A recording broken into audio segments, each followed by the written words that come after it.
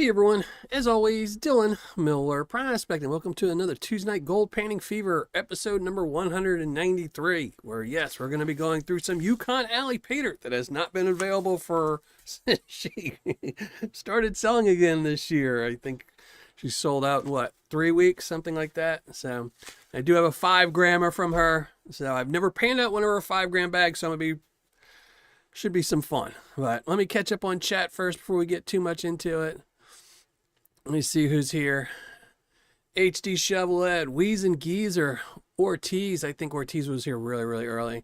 Donna, how are you? Thank you for popping in. Donna, you've been gone for like 2 weeks. I was getting ready to email you. Send out the search squad.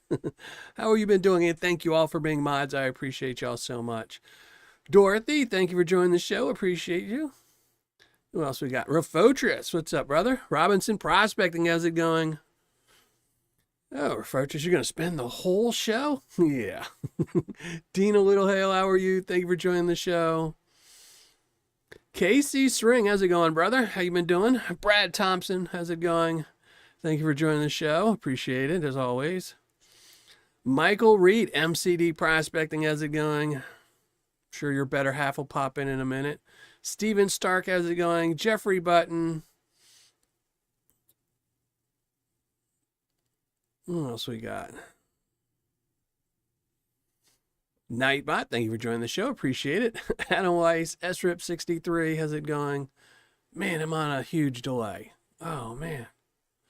PA Patriot, what's up, brother? Thank you for joining the show, as always, and being a mod. Joe Garcia, thank you very much for being here. Who else we got? I think that's everyone. I think I'm all caught up. I can pop out Kristen Reed. How are you? Thank you for joining the show. Cajun Bullion, how's it going? Package Total. Sean McClelland. Okay. Everything's moving up and down. All right. Let me pop out chat and look on my OBS. And man, my YouTube is... I'm so delayed on my OBS from when I'm talking.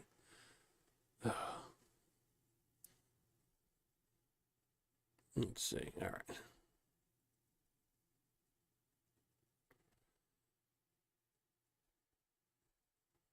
It's usually not too delayed for me, but I don't know. Who knows? TNT Mining and Prospecting, how's it going? Jason G, how's it going? How you been doing?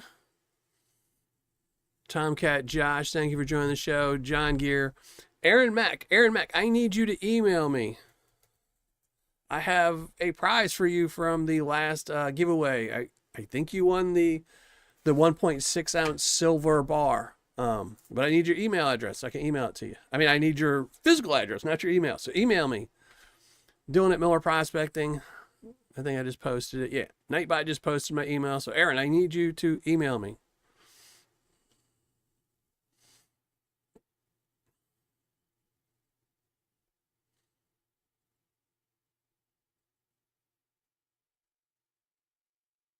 What did Nightbot say?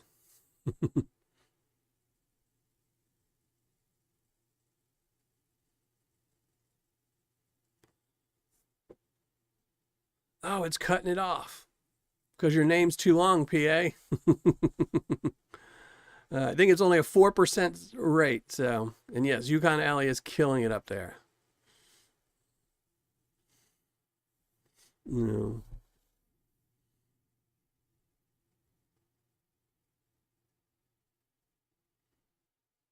All right, I'm trying to catch up and keep up with chat and see some other stuff. Gregory Littleton, I don't know if I said hi to you, but thank you for joining the show. I appreciate it. So yeah, today we're going to be going through some Yukon Alley. This is a 5 gram bag of her Paydirt. This should be more than 5 grams. If you don't know, the typical way that Allison makes her bags of Paydirt is she puts in the dirt. She puts in the specified amount that you're guaranteed. So if it's 1 gram, she puts in 1 gram. If it's 3 grams, 3 grams. And for this bag, 5 grams, she put in 5 grams. And then she puts in a tablespoon or a heavy tablespoon, depending on the size of the bag, of her concentrates. This is all going to be the black sands and fine gold. And that's why some people, I think the highest I've heard so far is someone bought a 1 gram bag and found a little bit over 3 grams. So that tablespoon is where all that extra gold is in. She is not putting more than 1 gram in the 1 gram bag. I mean, she's putting in a little bit more, like 1.1 or 1.05. So she's putting in just the bare minimum 1 gram in a 1 gram bag, and it's a tablespoon of the concentrate. So she has no idea how much gold is in there, and that's what she's putting in. Well, she told me, since she knew this was going to me, because I had to order it myself because it was the last bag, and I was trying to, get some Yukon Alley in. So I grabbed this one. I think she told me she put in like 5 to 10 tablespoons. So this could be really loaded. It could have just been 5 bad tablespoons. Who knows? But I am guaranteed 5 grams. We'll have to see how much extra over 5 grams. I'm going to try to weigh it all up tonight, so we'll see. I have to spend a little bit more time panning and being a little bit more cautious, because those tablespoons is the really tough stuff to get out. So, Donna, thank you very much, Donna. Way too kind to me as always. Yeah, and if you haven't, for whatever reason, if you haven't subscribed to Yukon Alley, go subscribe to her. I was telling her the other day, I'm really baffled how her videos are getting so many views. I think she's averaging about 50,000 views per video, but she still only has 12,000 subscribers, and she's had 12,000 subscribers. So everyone that's joining and watching her videos aren't subscribing. So if you're not a subscriber, make sure you go subscribe.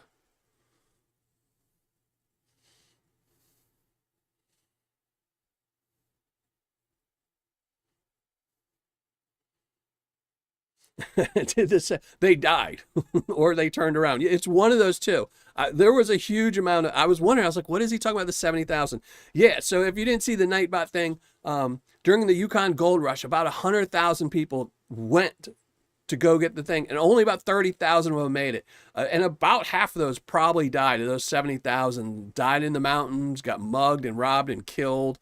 They had to go through some serious territory, so... Stephen LeBlanc has it going, mentally corrupted. And then out of the 30,000 that actually made it to the Yukon, only 4,000 actually found gold. So could you imagine the other 26,000? Then if you get all the way up there, you see everyone dying around you, you get up there and then you just can't find gold. You're like, oh man, this sucks. I go back home or start selling shovels, one of the two. Oh. Who else we got here? All right. Thank you, Aaron. I appreciate that. I know I brought this thing down here somewhere so I wouldn't forget it, but I had my son clean my studio the other day and he put it somewhere, so I have no idea where he put it, but it's here somewhere. I'll write myself a note.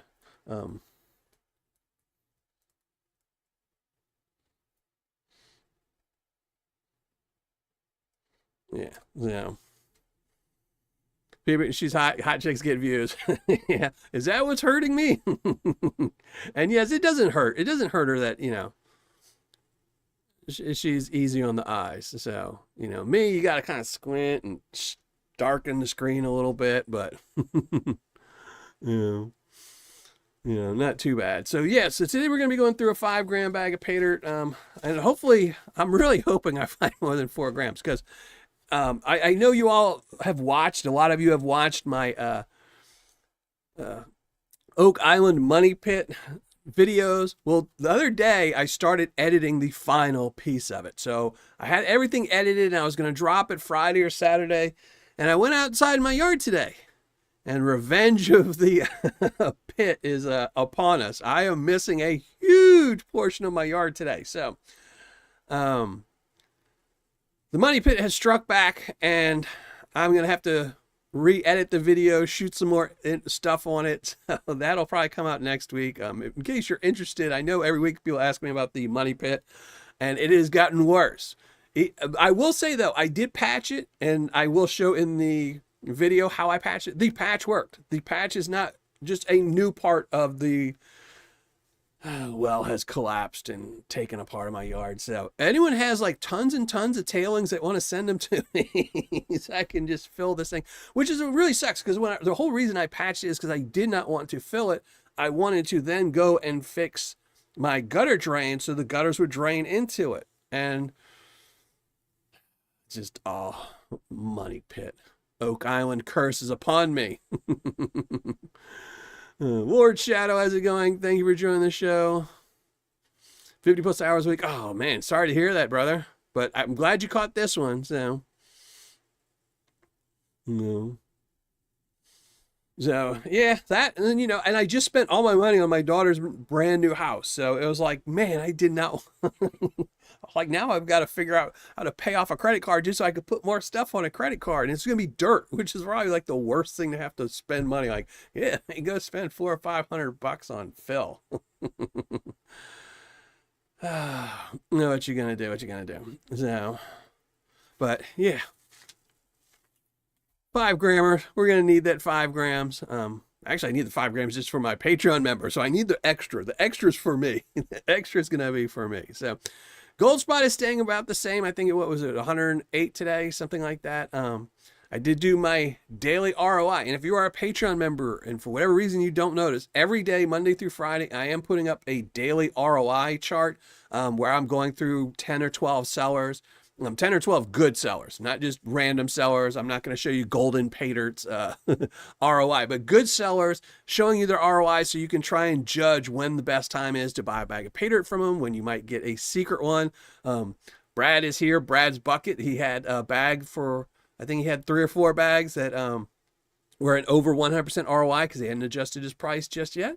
And yeah, the daily ROI, those sold out in, I think, like 35 seconds. So if you're a Patreon member and you don't know, pay attention. I'm posting them right between 11 and 12 o'clock. So between 11 and 12 o'clock, go to Patreon, get those updates, and see if you can't find a good bag of Paydirt and sneak something in there.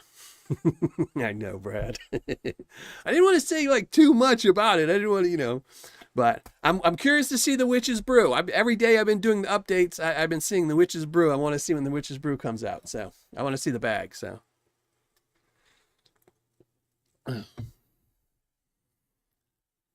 It'll be, so yeah, so if you don't know, get the daily updates and whatever other content I post on my Patreon. I don't really post too much on Patreon. I never saw the reason to really like hide Patreon exclusive stuff, but that is an exclusive. That is a Patreon exclusive where you have to be a paid, because it does take me time to do. So oh, I added a discount, so if people buy more, they get more. Huh. Yeah. Well, I don't take that into account. That's too much work for me. That's too much work, because I do have a video coming out in the future about, doing stuff like that to get discounts. So like, I do know that is good to know. I'll start putting little information like that, because I know, who was it? Till I think the end of the month. Oh, Brian Thomas Gold. I think Brian Thomas Gold, if you spend $250, I think it's free shipping. So if you essentially bought 2 bags, you would save $24, so which would give it a much higher ROI. So I'm gonna have to start putting little notes like that in there. So wax sealed bottles. Yep. Yeah, I did. I read through the description. I saw in the description that you had to charge more for materials, and that's the part that really sucks. When I do my typical bags of Paydirt, my Miller Prospecting bags of Paydirt, they're pretty cheap. I just have this. It cost me, a couple pennies to get one of these made. Actually, this is the first time I've ever had a company make these. Usually I hand stamped all my Tuesday night bags, but I got tired of doing it. So my hands are getting old. So I actually had some made, and I think they cost me like 35 cents each. Whereas, when I did my Miracle AU Elixir, I think it cost me $5 just for the bottle and the sticker. Cost me about $5. Plus the increase in shipping because of that bottle. It cost me 4 ounces more. And whereas these bags, I can fill them. It's 8 ounces exactly in the scale, which comes to like $4.65 on average to ship them. Where that one was, I think, $5.63. So it cost me an extra $1 in shipping. So yeah, I did see that in your description and just immediately know, yeah. You start adding different things and don't just ship it in a bag, and the money starts adding up pretty quick. So been trying to get her Paydirt, and she's always, yeah, Yukon Alley is always sold out. I mean, it's just one of those things. Even when I tell everybody, like when it comes out, within 2 weeks, she's sold out. The 1 gram sell really, really quickly, then the 3 grams, and then the 5 grams, which is why tonight we're doing a 5 gram bag. Because I originally reached out to a secret shopper. Well, unfortunately, one of the parts about me doing Paydirt reviews and things like this is being on disability. I have a very limited budget. When my Patreon money comes in, I try to spend it on Paydirt and stuff like that right in the beginning. And And, I think she opened on like the 20th of the month or something like that. So I was like, okay, I got to wait till the first. So I contacted a secret shopper and I was like, okay, right around the first, I'm gonna have you order. And then she sold out of the, the 1 grams. And I was like, okay, well, hold on. I got to do some other things because I knew I wasn't going to be able to do a review on it. And then it came down to the 3 grams sold out. And I was like, okay, well, hold on. And I was just like, dang it, I'll just order a 5 grammer. I'm surprised I won. Well, there you go. See, that's what happens when you just watch the live shows and hang out with us. You win something. And I'm pretty sure, I'm 90% sure that you're the one that won the 1.6 ounce Cajun Bullion silver bar. I mean, I'm almost 99.9% chance. So you wanted some silver. You want a silver bar. So 1.6 ounce from Cajun Bullion, who's in chat. So it was a really cool bar. I had gotten a couple from him, and they were all 1.5, and that was the oddball out, 1.6. And me being neurotic, I have to have them all matching. So I was like, I'll give away the 1.6 one. Yeah.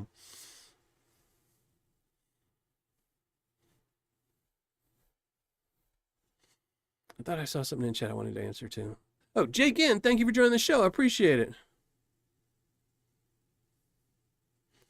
Iron Silk. Yeah, that is one thing about Yukon Alley, and then there used to be another Paydirt seller. He is since now no longer around panning. I'm not going to advertise him because he doesn't like me, so I'm not going to tell you who he is.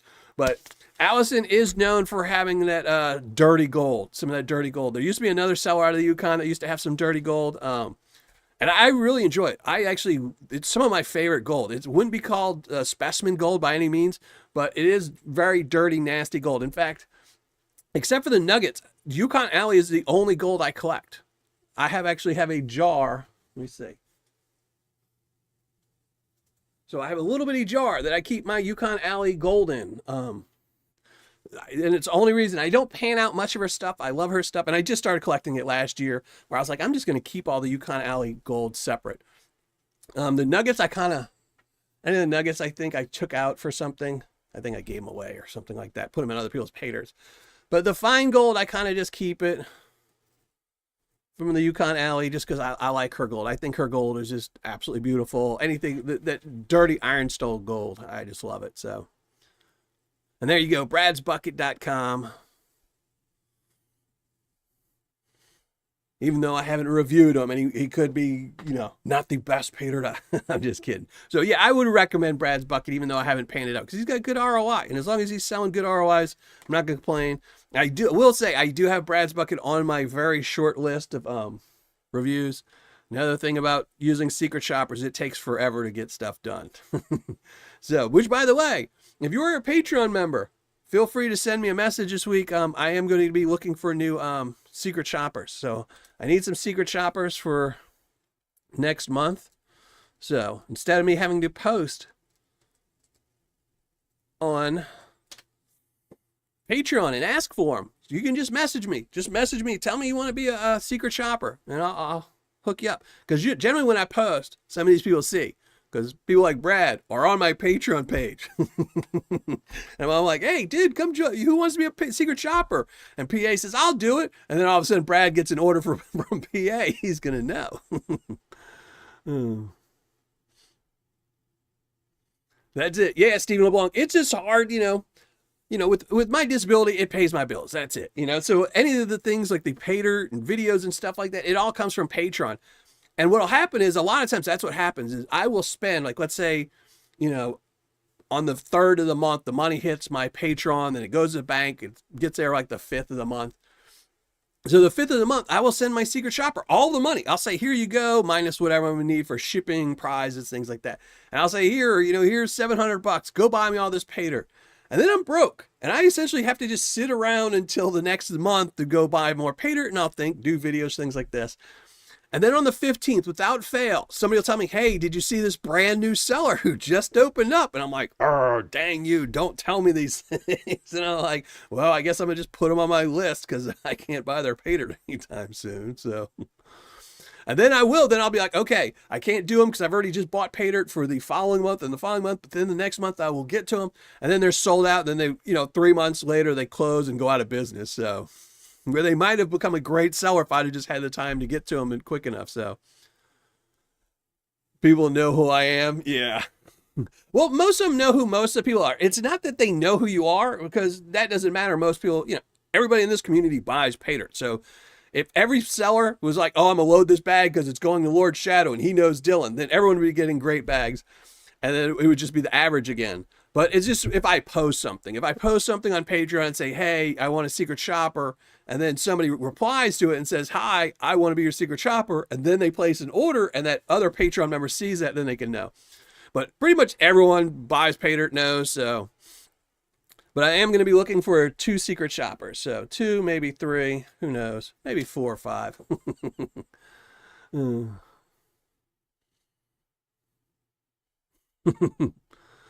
I mean, honestly, most sellers I don't worry about too much. Like any Paydirt seller that was on my Patreon, I don't think they would fudge their numbers because it's actually bad for your business to put extra in for a reviewer. I never understood. And I do know there have been Paydirt sellers who have added extra gold to reviewers. I know reviewers who have gotten loaded bags of Paydirt, and I never understood it because if, let's say, I decide to do a Yukon Alley Paydirt, and she knows it's going to me, and she puts 10 grams in here, knowing I'm going to review that bag. Then when HD buys a bag, or Dorothy buys a bag, or Adam buys a bag, or anyone in chat buys a bag, and they only get 5 grams, they're going to be disappointed. They're going to know my review is fake, and they're not going to buy from her anymore. They're going to say, she's a scammer, and it just hurts your business. It just doesn't make any sense to do. I mean, I actually remember where the best story though I've ever heard is where a certain reviewer, I won't say who, they have a lot of subscribers, didn't use a secret shopper, ordered a bag of Paydirt. And I know he didn't use the secret shopper. He ordered a bag of Paydirt. It was a bad bag of Paydirt because that's all he reviews is bad bags of Paydirt. It was a bad bag of Paydirt. I think he got like a 10% ROI. It was like really, really bad Paydirt. He got like 10% ROI. Well, the seller then reached out to him and said, hey, why don't you let me send you a new bag of Paydirt that's better than that one? That must have been a dud bag. I don't know how you got such a low ROI. That was a bad bag. It's never this bad. So then that same reviewer decides to make a second video. Not only did the first time did he buy it, and maybe the seller didn't know who he was until he saw the video and was like, oh, wow, this reviewer did it. Then he made a second video showing it, and he still only got a 20% ROI. Like, if you're going to be a seller and you found a reviewer who's corrupt enough to allow you to send them a new bag of Paydirt to do a review on, at least load it up. I mean, you lose some money.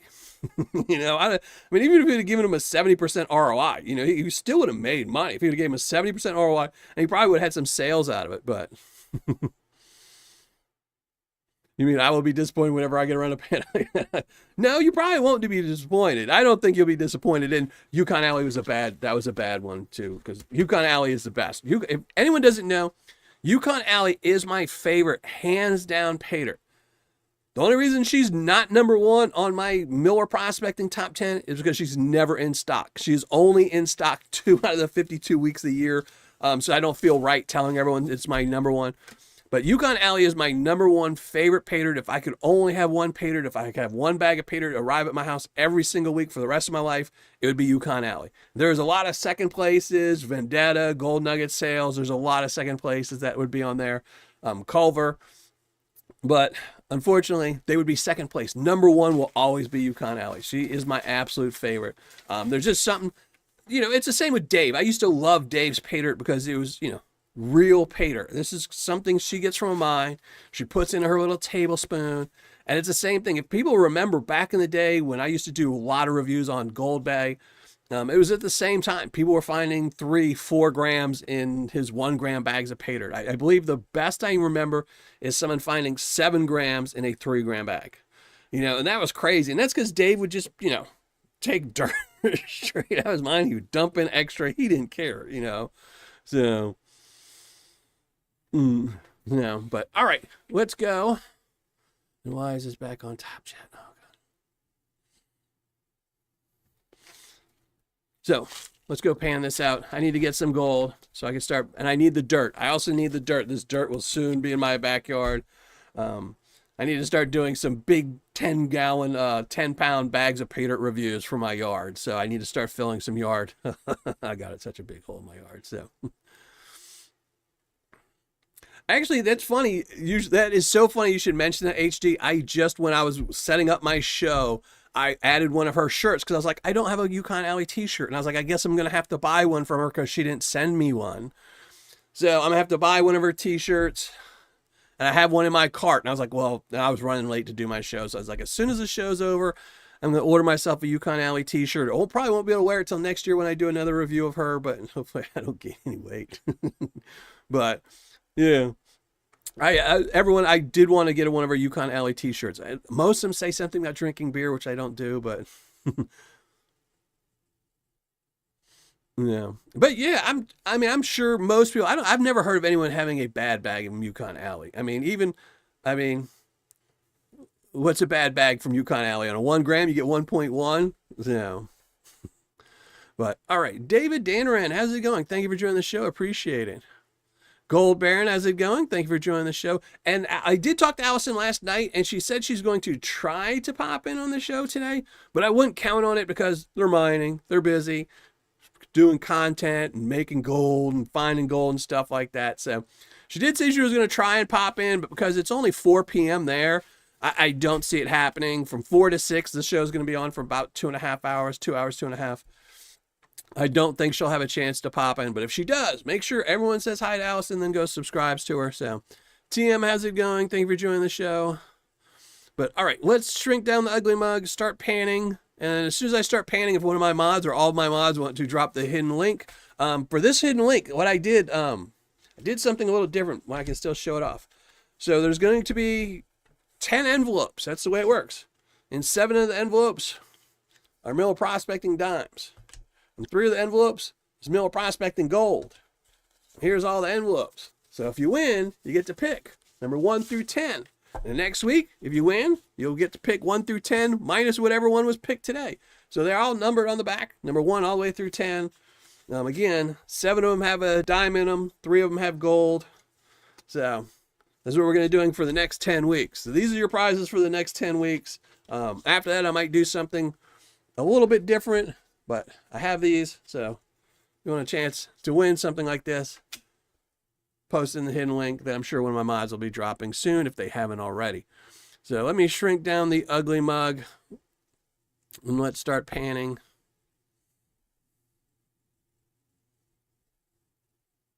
Oh. There we go. And I might have to adjust the camera. Again, my son was cleaning the studio and he was cleaning the cameras. So all the cameras got moved around pretty much. So, and I didn't reset I basically messed around with it a little bit, but we'll have to see. Once I start panning, if I see it looks like I can't really see it too much, I'll adjust it some more. So, all right, let's get stuff ready. Move stuff around, get my coffee.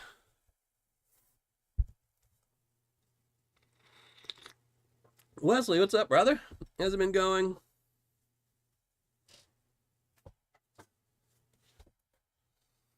Ortiz, how's it going? Who was that?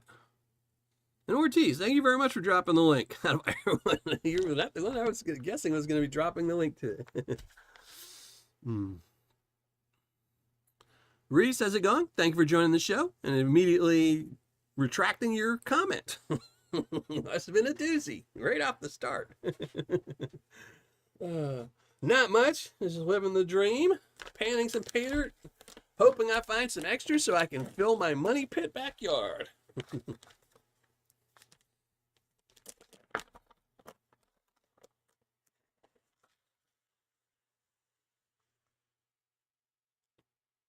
Oh my, oh my. I saw a nug.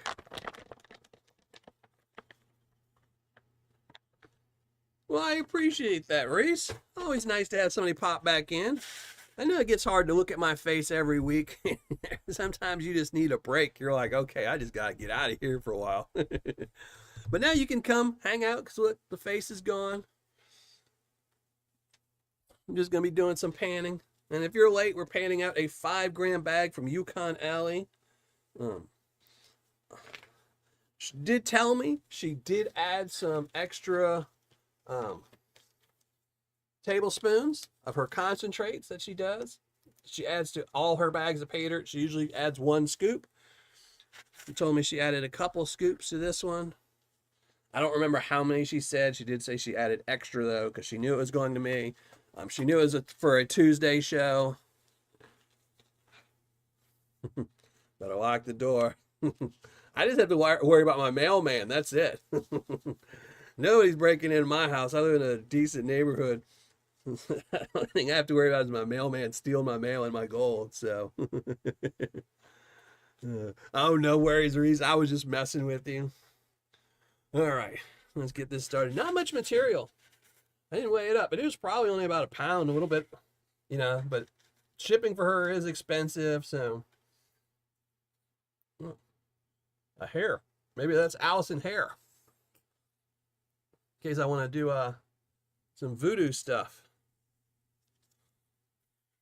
All right. Man, why is YouTube so delayed today? This is crazy. I gotta just take the camera off. I can't even see it now.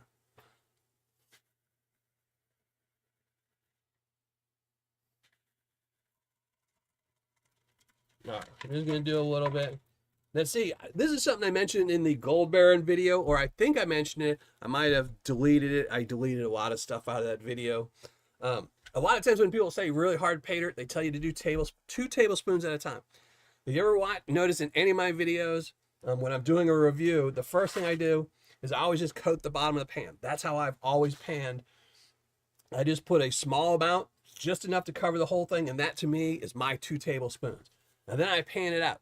And then if it's really struggling with it, like if it's hard, then the next pan I will do less. If it's easy, then I add more in the next pan. But it's obviously more than 2 tablespoons, but that's just how I do it. I always just cover the bottom of the pan. I put a nice little layer just to cover the bottom.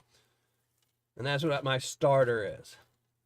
And sometimes if it's really hard pay dirt, I regret having this much in there, and I'll be like cursing myself. But I know, she does sell it so quick. I mean, I actually even know a couple people that have offered to, all she would have to do is send them the dirt and they will sell it for her. And she doesn't want to do that either,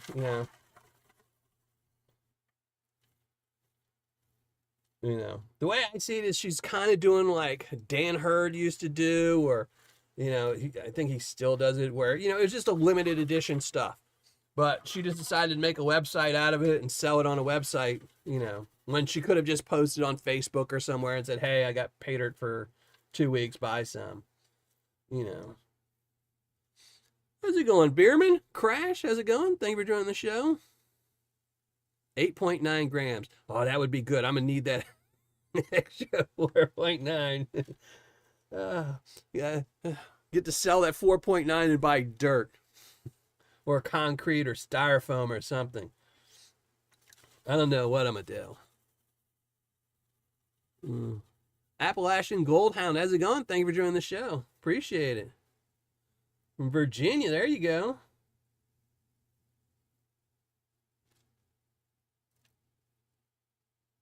The one thing I love about Yukon Alley's dirt is, I don't know how many people, whatever these little staple pieces are, they are always in Yukon Alley's dirt. I remember her telling me once what they were, and I don't remember, maybe little pieces of old mesh that they used to use as screening, but every one of her bags I've always found one of these little bitty metal twigs.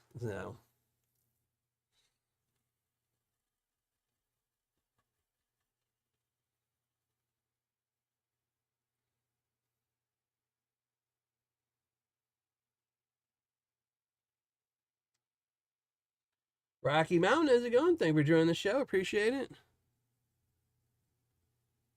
Do you ever wish you ran your pay dirt through different strains? All the time. All the time. I mean, I used to do it on my live shows. If you go back to my old live shows right in the beginning, I used to always classify everything down before the show. But I stopped doing it because, one, I like to open up the dirt and dump it out for everyone to see it.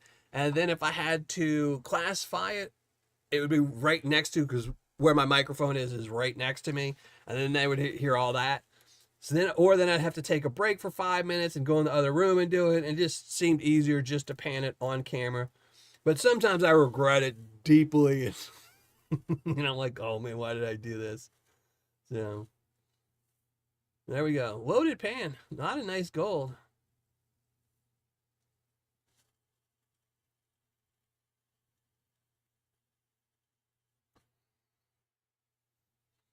No.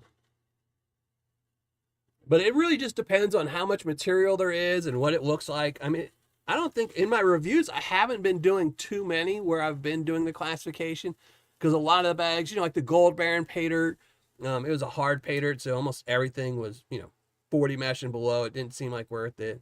So a lot of Paydirt sellers have moved to, it used to be in every one of my videos, I always classified, but it used to be every bag of Paydirt typically was about 3 pounds. Now you're more than likely going to get an 8-ounce bag of Paydirt, so it's not as important to classify it down. So, and then some of them, like I remember one of the last ones I did, it was like 2 years ago for the Super Bowl for my championship battle, Northern Nevada Gold. And I do like Northern Nevada Gold. He's a good seller, good ROI, but his 1 gram bag was essentially just 2 pickers. 2 half-gram pickers. That was it. That was the entirety of his 1 gram bag of Paydirt. And when I classified it down, I was like, well, there they are. And the rest was just a waste of pan. So.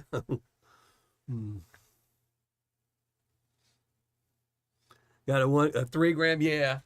Well, there's a funny thing was when originally I saw Yukon was back up, I really tried to get my secret shopper. I wanted to buy 2 1 gram bags because I wanted one for my shelf because I was like, eventually Yukon Alley is going to get tired of selling Paydirt and I want a 1 gram for my shelf because it's really hard and I have to pay a lot of money sometimes.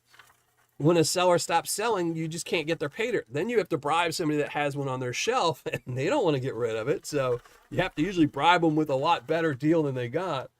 So, and some sellers even like, I remember, what was it? iPan for Gold, like Michael, the owner of iPan for Gold.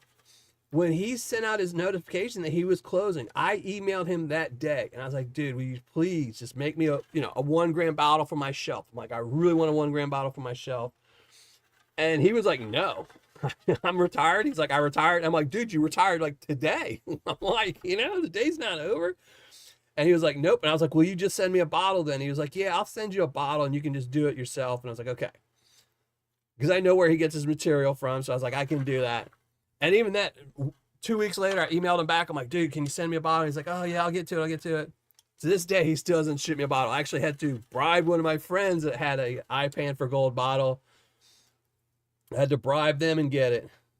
So I do need to get a Yukon Alley for my shelf. Is pint-sized panners in how's it going, pint-sized panners? And Beerman, in case you didn't hear me, I said hi to you as well. Thank you for joining the show. I agree with that, HD. Typically, the only reason I classify for my videos was just to show the size of the gold. So you would know, and then also the amount of material. So like if you got a 3 gram bag of Paydirt and I'm going to review it, and if I classified it and you saw half the material was minus 40, you would know it's going to be a harder bag of Paydirt to pan. So it was just mostly so people could learn, so they could see what's in the bag itself. It wasn't to make it easier for me, even though sometimes it did make it easier. It was mostly just so people would know what they were buying. Like if you bought, I don't remember the seller, but there was one seller where if you bought I think it was a 1 pound bag of Paydirt, I think like 14 ounces was plus 10 material. And yet all the gold was fine gold. So you really only had a 1 ounce bag of dirt with the 1 gram of gold in it. The rest of it was just giant boulders that had no purpose being in a bag that had some fine gold. So, but on bags that I don't classify the material down, I do classify the gold so you can see how much gold it is in there. More of these little metal staples. I don't even think they're metal. They act like they're lead, but always in her Paydirt, always. And I apologize if I miss anything in chat. I'm trying to make sure I don't lose any of this gold tonight as much as I like to have some in my Tuesday tailings. I'm also trying to pay attention to this. So if I miss you in chat, if I miss and you ask me a question, feel free to just ask again in a minute. So, why are you thanking Cajun Bullion? I'm the one that gave it to you. He just made it. Katie the Bullion's a good dude. That's my brother from the South.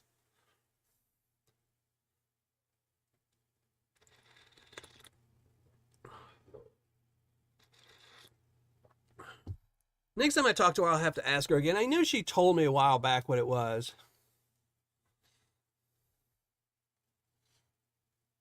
I mean, it's almost like, the tines on wire wheel brushes, you know.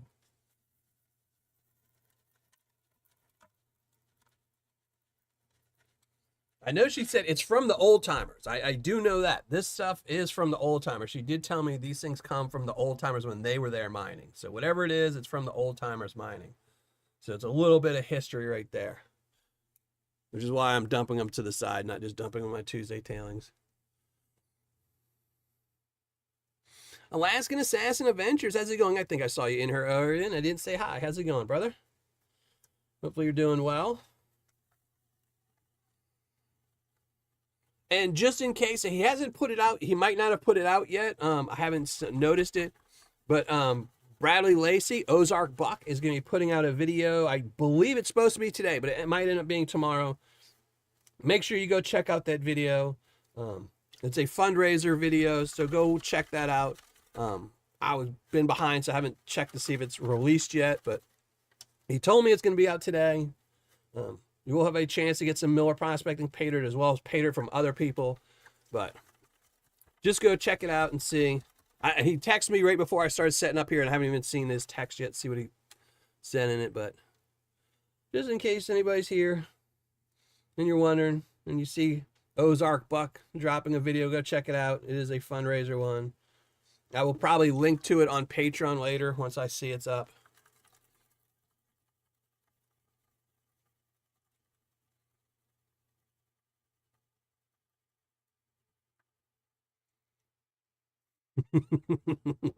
No worries there, Mac. I'm just busting humps here. Yeah, I would, I don't really collect too much silver. I mean, I have a couple pieces, and it's all just handmade stuff. That's the only thing I've kept is handmade stuff. A hand poured silver bar is so much cooler than just buying a Sunshine bar or, or Apmex bar. I mean, I understand if you're stacking, you want to, most people that stack are trying to do it for the monetary value. In 10 years, that silver will be worth X amount, and hand poured, you don't always know you're going to recoup the extra you're paying for it. So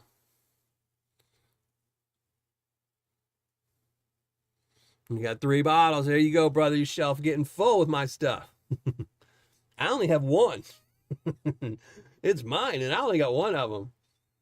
And I'm sure at some point, because everything that ends up being mine that's on my shelf I end up trading it to somebody for something later on. Because I had my can up there, and I traded the can to somebody. And then I had something else. I had my Miller Prospecting can up there. And then I had my mini bucket. I had my mini bucket up there as well.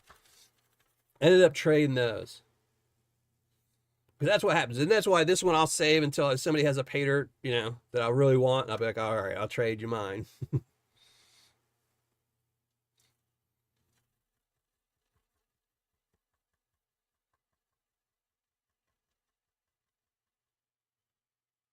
No PA. I know the weather. The weather hasn't been too hot here. It is just muggy, 100% humidity. It's just been raining here. Like HD, I saw he was saying it earlier. It just dumps, then it just sun comes out, and then it just dumps a whole bunch of rain, which is why my Oak Island money pit is having its revenge on me. The dirt is just so wet. I mean, I don't know. I'm just so bummed about that, And it's funny too, because so I was telling everyone I spent an enormous amount of money on my daughter and her house, and I would do it again. I don't mind putting myself in debt for my daughter and her house. But the other day, so I was buying her stuff, and I was like, well, okay, I'm going to start fixing all my cast iron. And I remember I told everyone my tub has kind of been leaking, and the stupid plumbers I hired couldn't fix anything. So I figured I'm just going to replace it myself. I know what has to be done. I just have to be patient and do it patiently and not go crazy. But I was going to buy some tools, blades to cut through the cast iron and some of the stuff. So I spent a good, $200 to do my plumbing issue, which wasn't a necessity. I could have lasted another year without doing it, but I bought this stuff, and now my money pit's after me. I'm like, you money pit, you curse of Oak Island. It's traveled all the way to Indiana. No, but that's all right. All right. Now remember, there is a nugget in here. I did see a nugget, and this was probably only maybe added because it was me. I don't know. Maybe if you got a 5-grammer, you'll have a nugget in there too. No. 63-inch flash. Yeah, it's crazy. Like there was pictures. So in northern Evansville, I saw some pictures the other day where Walmart had, I think it was like a foot and a half of water in their parking lot. It was just the parking lot. Everywhere that had big parking lots was just flooded last week, just because there's, places like Walmart and Target, they have to dig those little pits, for the rainwater so they can, have those giant parking lots. It just filled up. And it only rained for like 2 hours. It just dumped so heavy that nothing can drain. It's just crazy.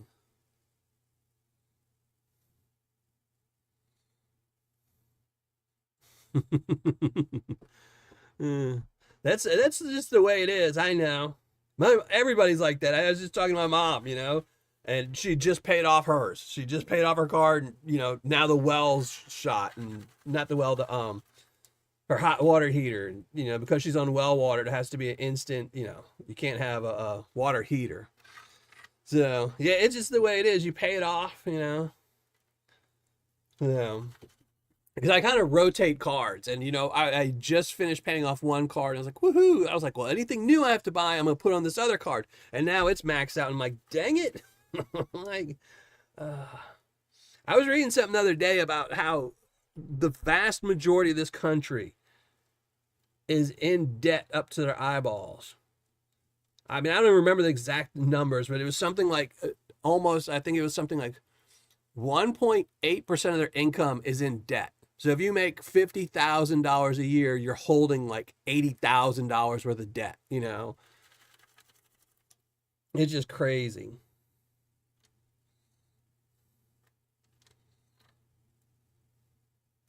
And it's mostly, we all know why it's from that too. It's because everything that's made these days sucks. If you bought an HVAC system, when this house was built, the HVAC system was put in this house originally. This house was built, the house I live in was built in 1953. When I purchased this house 5 years ago, it had the original HVAC in this house. That's how long it lasted. It lasted 60 years. I had to replace the air conditioner, and the air conditioner's already causing me problems, and I'm probably gonna have to replace part of my HVAC system next year, which is absolutely ridiculous that it lasted 60 years, and now the new one that I paid for is only gonna last me 5 or 6 years, and that's why everyone's in debt, because you're always constantly having to fix stuff that just breaks instantly.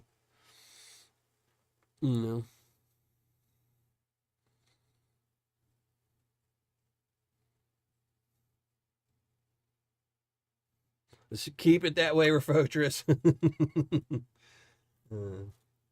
It's always the big things. Like I typically don't like to be in debt. I really don't. I hate being in debt. Usually whenever I would go into debt, it'd be something like I'd see a bag of Paydirt I want, and then I'd buy it. And then, at the end of the month, I would just pay off the credit card. But it's all big things, Air conditioner goes out, $6,000. I ain't got the kind of money. Got to go on a credit card. Get it down to about 1,000. Something else major breaks. Yeah.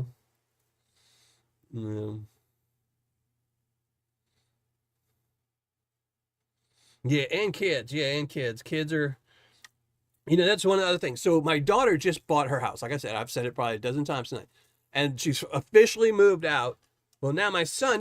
My son and my daughter shared a room when they were over at my house. Well, my son wants the room a certain way. He doesn't want it to, have colorful things in it from when they were kids and we're in there. So, it cost me a good $200 to buy new posters for his room and, new curtains and, move stuff around.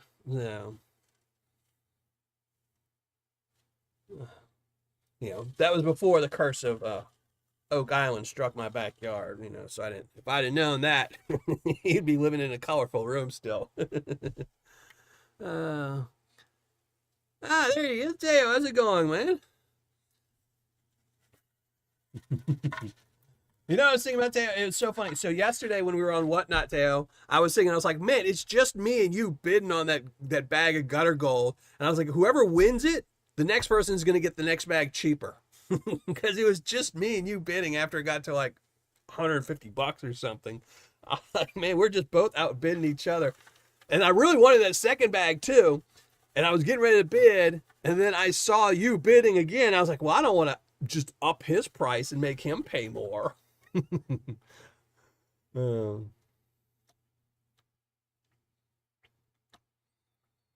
hopefully you're doing good.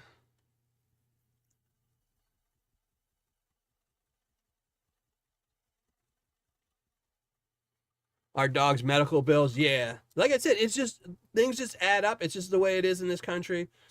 Pets, doctors are more expensive, pets are more expensive. But the vast majority of it is, once you buy a house, everything you buy for your house will not last as long as it used to. You know?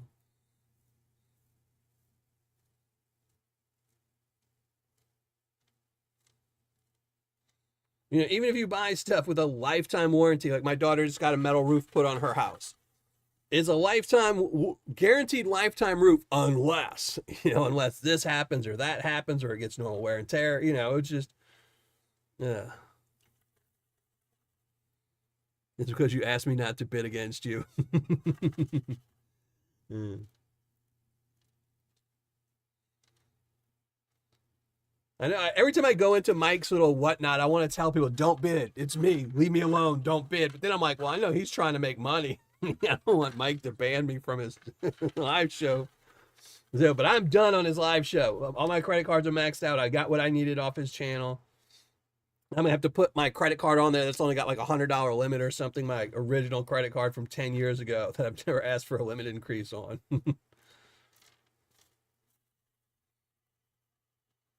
You were bidding 2 Cajun Bullion? Oh, you people must hate me.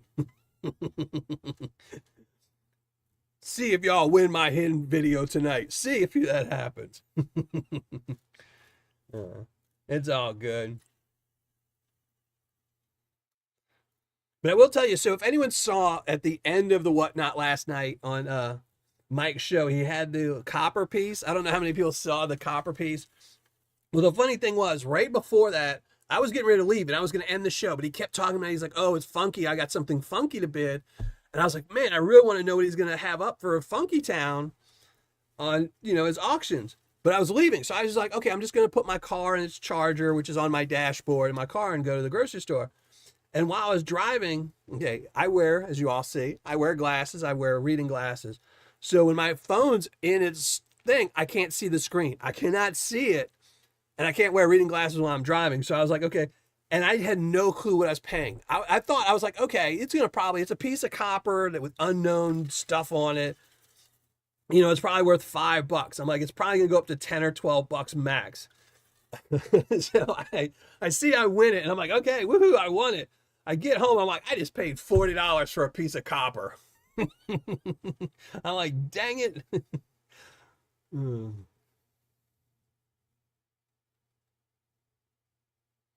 Medically corrupted. Yeah, it's just there's no win for, then if you use your insurance to pay for your roof, they're going to jack your rates up so high that you essentially just paid for your roof after 5 years, and then every year after that you're just giving them extra money. So all right, Brad, we're not going to be doing the hidden comment for a while. We're going to be panning. So ooh, big old piece of quartz. Got to study that bad boy. Didn't want to bid you up. Oh, you wanted that copper thing too? Yeah. I just wanted it because I was like, it'll go on my shelf. So, and I was just curious, but like I said, I thought it was going to be,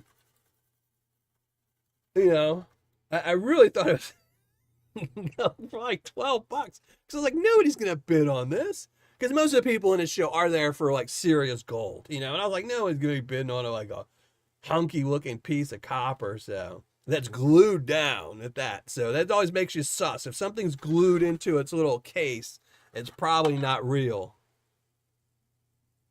Now we're going to keep that piece of quartz off the side. I'll study it later. More like they cancel. Yeah, it's something. Hmm.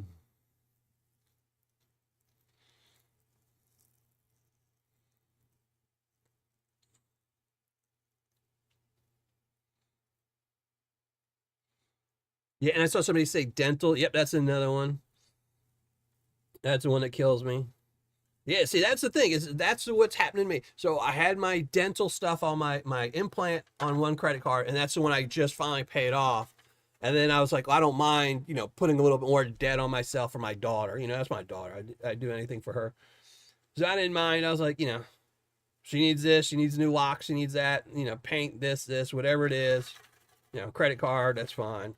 It'll get paid eventually. Or something will happen to me and the debt will disappear. So, but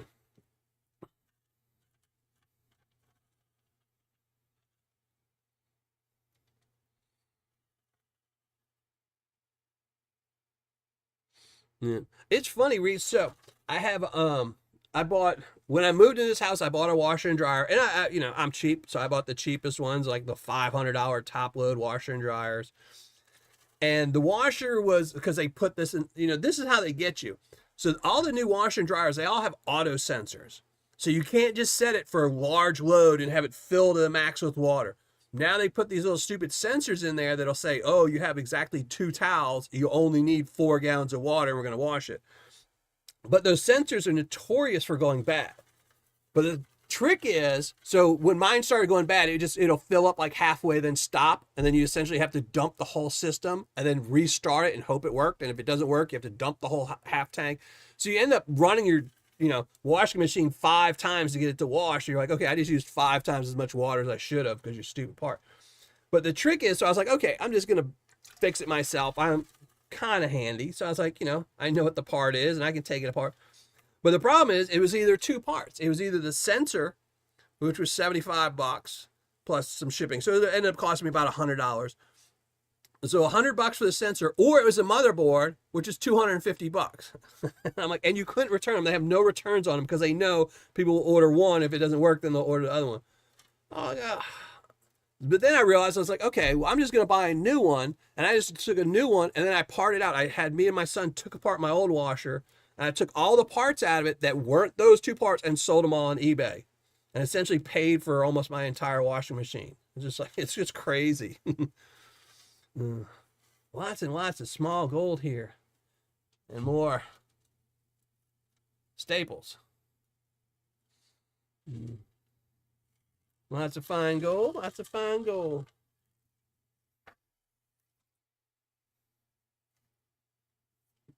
Aaron. So, well, good night, Aaron. It was fun having you here again. Thanks for popping in.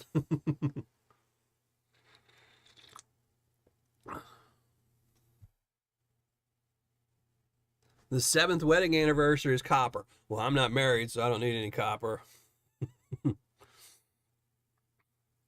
Yeah, but washing and dryers, yeah, my dryer, I had to change the belt on my, not the belt tensioner on my dryer last year. Because, they make those, they go out after like 3 or 4 years.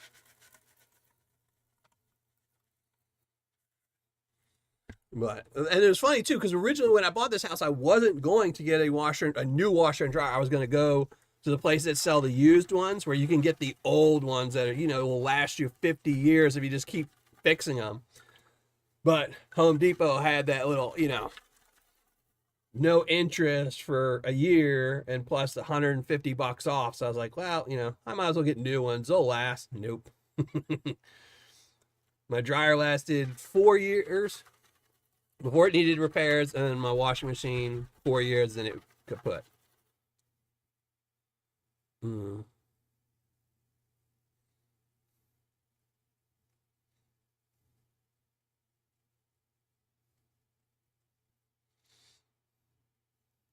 If it helps you sleep, man, brother, anything that helps you sleep, I'm all for.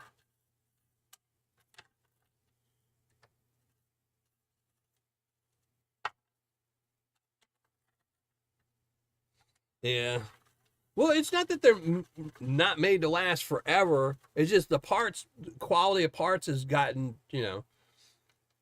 it's just everything. So, like, if you used to build an AC condenser, let's say, if you, just as an example, and, I'm talking out of my butt here, but this is just an example. What, if you had a coil, you might have said, okay, back in the day, all the copper tubing is going to be, an eighth of an inch thick, and it'll last, and it'll go, and it'll keep freezing and cooling and this and this. And eventually somebody was like, oh, well, we want to make a bigger profit. The CEO wants a raise. How can we make more money? And they said, well, what if instead of making the copper tubing out of an eighth inch thickness, we make it a seventh? And they say, oh, yeah, we'll just shave off a tenth. Yeah, we'll just do that. That'll make us, And then when you think about all the HVACs they sell, all the condensers they say, wow, that'll make us $5 million a year. We could pay the CEO $1 million and have $4 million profit. Well, that's great for a year. Then they say, well, the CEO wants another raise, and he wants bonuses and this and this and this. Shareholders want more. Well, what if we cut it down to a fifth? Then we can make a whole bunch of money. You keep doing that, after 20 years, you're just like, well, what if we just used old paper straws we found?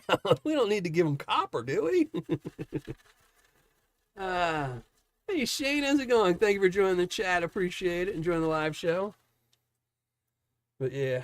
And I always thought about that too. I'm like, why, I'm so surprised that nobody has come out with, especially certain things. Like, obviously you can't do that with a car nowadays. You can't come out with an old 50s style solid metal car, with no, with no Cadillac converter that runs on diesel and is just pumping black smoke into the air. There's too many regulations.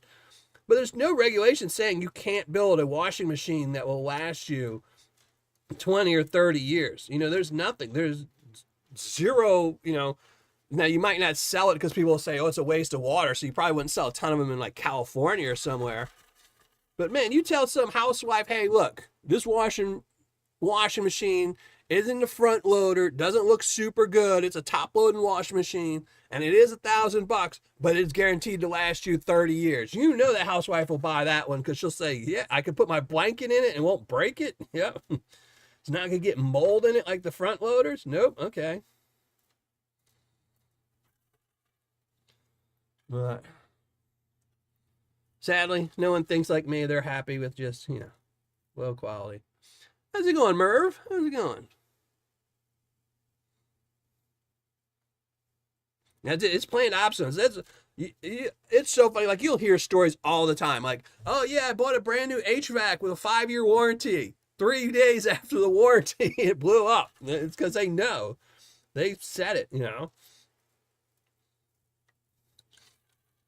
Because they figure, like, what they will do is they will build something and say, hey, this HVAC will probably last about 4 years, pushing 6 max. So they'll say its life expectancy is 4 to 6 years. We will give them a parts-only warranty up for 5 years. And they're like, that way it'll probably half the units will make it to 5 years and then break, and then they get nothing and have to replace a unit. And the ones that break after 4 years to 5 years, they're still paying the techs who we want. They want to keep techs in business, No, yeah. One of these days, some smart person with money will start making stuff that lasts and corner their market. Then everyone will have to start doing it again, so. Mary. Chris W, how's it going? Thank you for joining the show as always. And if one of the mods wants to drop the hidden link, make sure, please do, and I appreciate it. And just in case you're late to the show,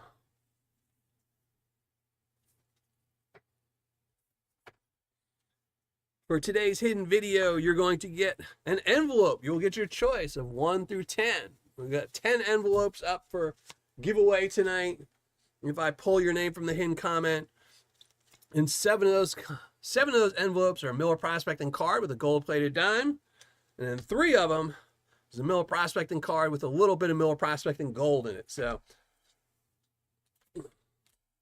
you pick an envelope tonight, 1 through 10. Next week will be 1 through 10 minus 1. So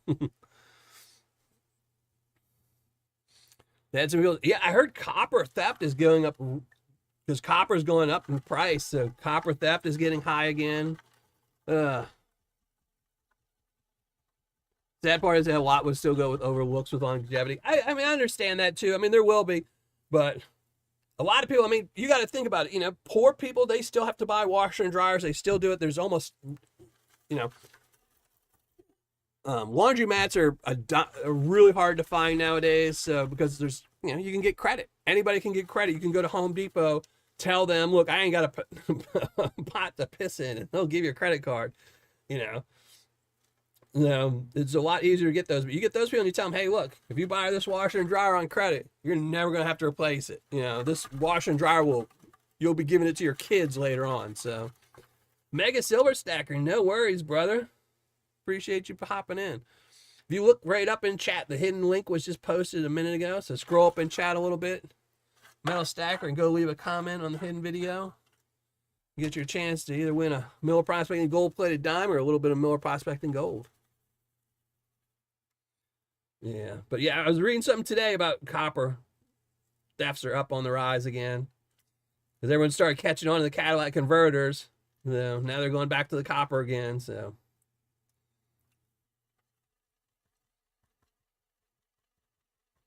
No worries, Reese. No worries. I'm sure no one was mad at you.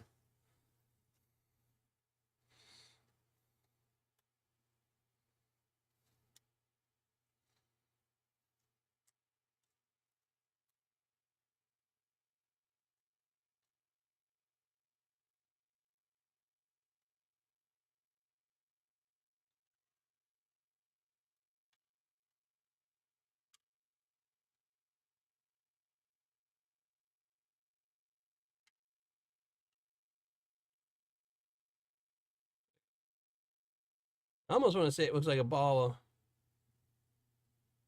mercury. I'm going to put this one aside. Or it's either something lead that got balled up. I'll have to see.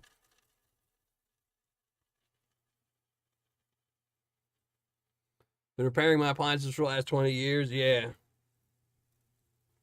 Well, the way they get you now is, the problem nowadays is the motherboards. And those are so expensive. Like on my washer, like I said, my washing machine, I paid, I think it was $4.99 for it. I mean, that's what I paid for it.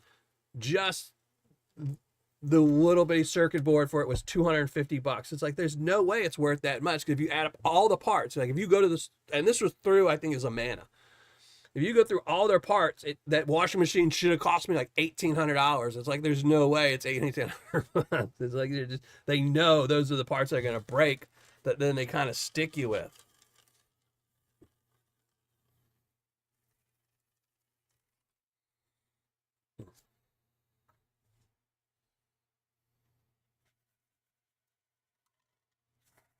Here, before I get to this pan, I'm going to show you what we got so far. Really? I didn't know that either, Cajun. I never, like, I mean, I have nothing against whatever people want to stack. I mean, I know there's gold stackers, silver stackers, and there are people that stack copper. And I never understood that. When I've seen lots of forum posts about it, you know, on Reddit and other places. And my take has always been copper is the most recycled metal. So I never understood stacking it because its price is so hard to do because 90% of it's recycled. There's a good bit of gold here so far. I'm guaranteed 5 grams, so. But we still got this much to go. So we've only probably gone through about half the bag yet. And there is, I don't know if you can hear it. There is a nugget in there. Oh, I think I just showed it. Let's see if it can show up again there.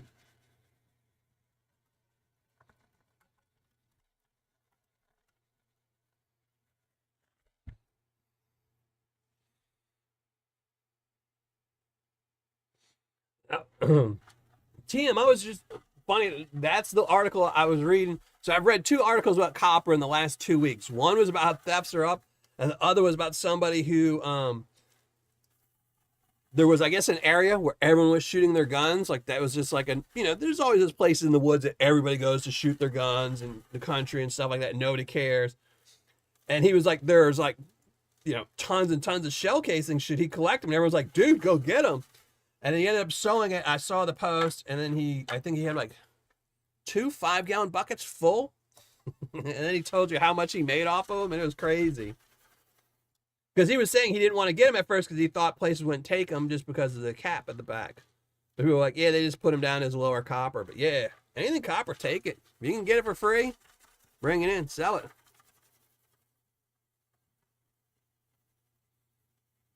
Can't wait to start melting and pouring. Are you going to do a gold baron bar? They pay up to $20 for 2 pounds, huh? I mean, I always thought of it as the reason that people do stuff is because it's cheaper. You know, like if you thought about it, if anything that's going to be hand poured gold is minimum, it's going to be, you know, a 1/4 ounce, you know, because it's so hard to pour anything smaller that with any detail. And people are like, man, I can't afford to buy anything gold. And then you figure silver, you're probably paying about $50 an ounce, you know? So you know, but then if you do copper, you say, okay, I can still get something and it's $20. You know, and they can still start hoarding stuff, but it's just, you know, a bunch of copper and aluminum saved up. Only thing I have saved up is dirt, and not even enough of it to fill my money pit. I know they used to not scrap shell casings. I know that's one of the things you have to go. Only some will do it, but then they give you a bad rate for it. So they won't give you the clean copper rate, and they won't give you the dirty copper rate. They give you some other rate. But I did see in there that they said you had to call and ask because some won't take them. You know, a little bit more gold.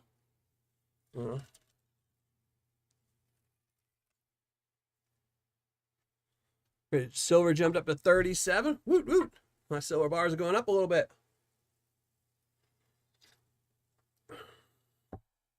I think I have like 8 ounces of silver, so woohoo! It's like $250.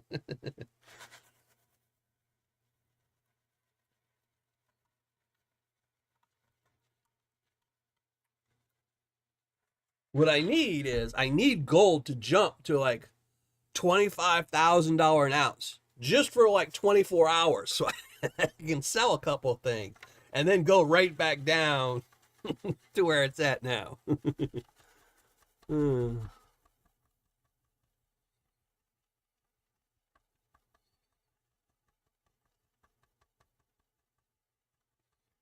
I bet Allison threw in an extra gram for you. She probably threw in more than that. So in case you didn't hear, the way it works is, I mean, when Allison makes a bag of Paydirt, she puts in the minimum, a little bit more than minimum. So for example, for a 1 gram bag of Paydirt, she'll probably put in 1.05 or 1.1.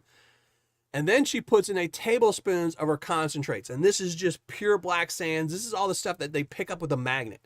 So it's all their magnetite that has tons of gold trapped in it.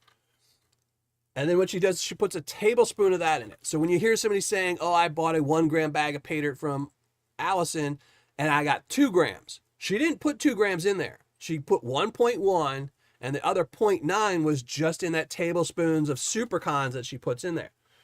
And she told me that when she made this bag of Paydirt, she knew it was going to me. So there's no ROI on this bag of Paydirt. This is just me trying to have a Tuesday night panning because I have to have gold for my Patreon members.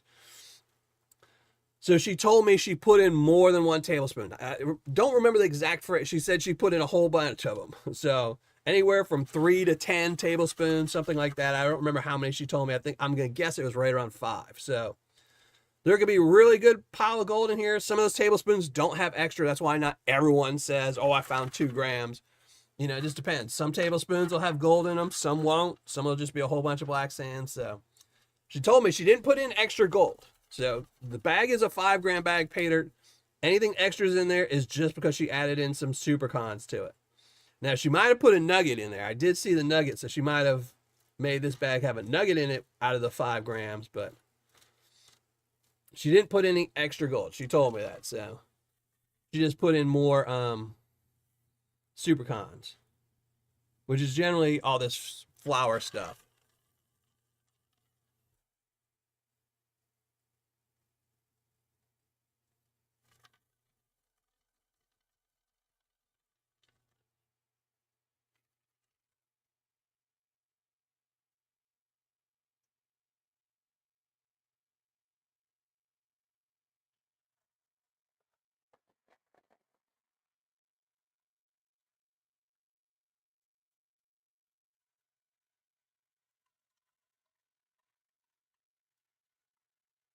Trying to save the nugget for the last pan. So, all right, we got one more pan after this with the nugget.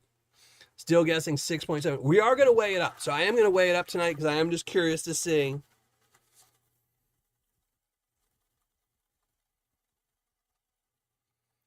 When I lived in my old place, the maintenance man would give me all the. That's awesome. I took apart a microwave.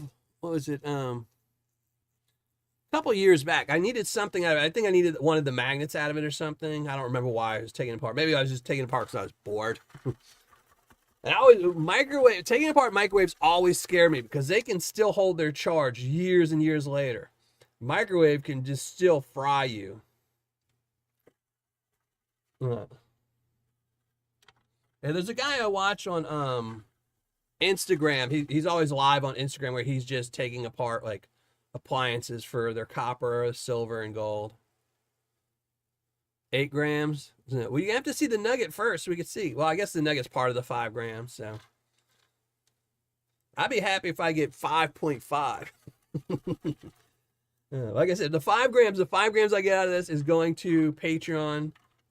Maybe not the nugget. I might have to swap out the nugget with my kids' stuff and put gold from my pocket in there. But the 5 grams is for Patreon, and anything over that is to fund my ever going backyard project. So, and the thing that sucks is that my money pit is right next to my shed, which means I'm either gonna have to move my shed soon to deal with this stupid money pit, which I don't want to do because it's an old shed and I know it's just gonna start breaking and falling apart, which will then mean I need to buy a new shed, or I need to move the shed, which is gonna be a giant pain in the butt. I mean, buying steel pipes and rollers and pushing. Yeah. More gold. All right.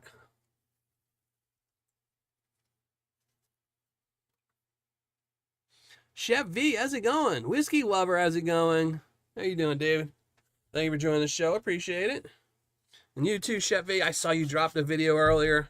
I was doing something, Chef, or YouTube told me you dropped a video. You probably dropped it yesterday or the day before.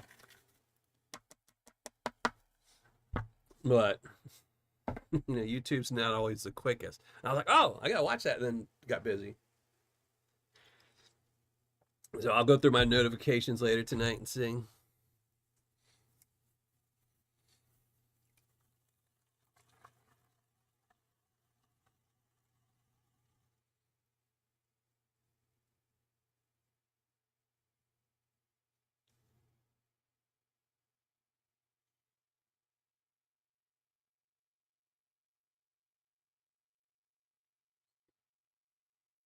Saw you were poached on Claw Class channel sidewalk diamond hunting.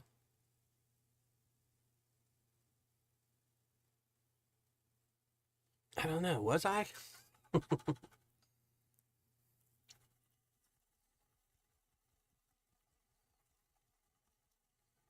I'm old. I don't remember nothing.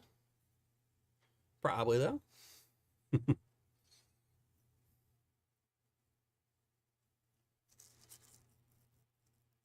You hate shorts? I will say probably most of the shorts I've ever watched have been yours. So yours and PA.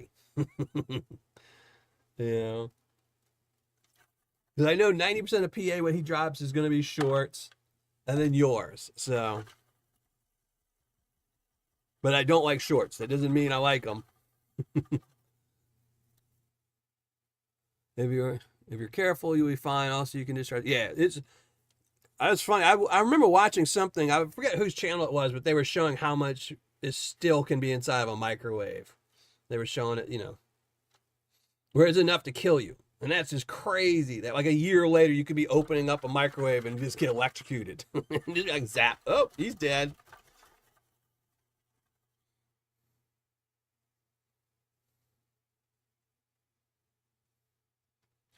Yes, I did. I did see that with I saw that Dave video on Facebook. Yeah. He knew it was in there. Yeah. Yeah, I watched that video with him digging in that nasty gray slurry and pulling out all those little chunks. He needs to start selling his those in Paydirt as, his slurry Paydirt. Has he even started selling those slabs yet? I mean, I've heard he sold a couple of the really junky pieces, but I haven't, because I've been looking on his website and I haven't seen anything on his website. Because I was even telling Ed I need to hit up Mike at GNS, because I know he was selling some slabs a while back and he's sold out of them, or he says he's sold out, which means he probably has still some hidden somewhere. Annie Stevens, how are you? How's it going? Thank you for joining the show. I don't mess with them. Yeah, it's just so bizarre to me that something, you know, you can have a microwave and just be like, oh, look what I found in the trash, and threw in my backyard for a year or so, and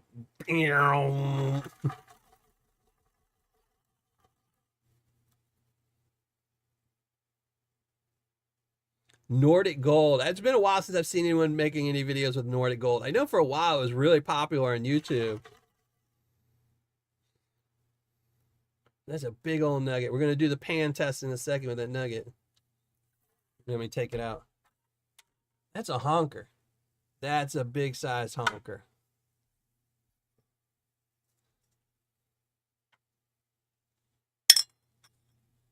Way over here. Next to the microphone. Yeah. Now, it's not really heart-shaped, but everyone knows I like heart-shaped for my kids. I will have to put that in my kids' collection just because it's Yukon Alleys. So, oh, it is awesome. That's a honker. We'll have to weigh that one up, definitely.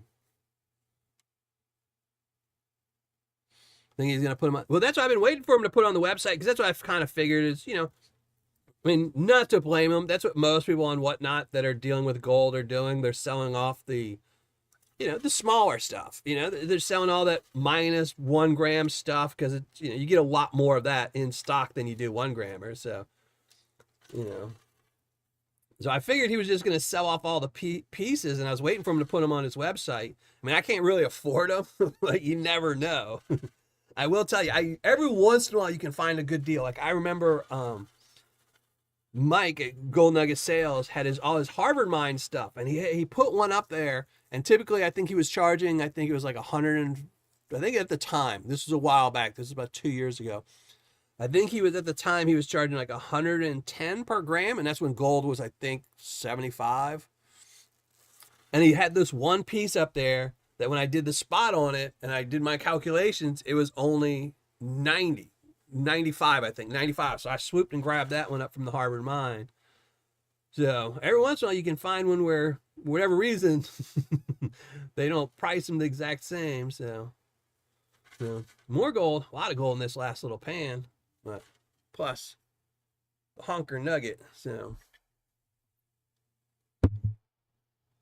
Mike's selling some big stuff too, but just not as much. Like, if you go through all Mike's auctions, like yesterday, I think it was, he had 125 pieces, something like that. You know, probably 100 of them are half a gram, you know.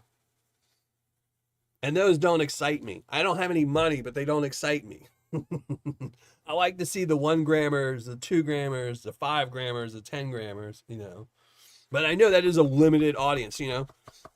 People can't afford to spend, you know, $200 on a 1 gram nugget, but they can spend 50 on a half, you know, or 90 on a half, whatever it would cost. Hey, get back up there. Get back up there.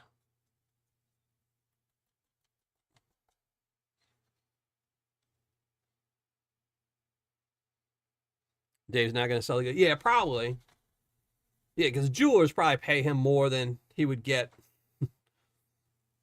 You know.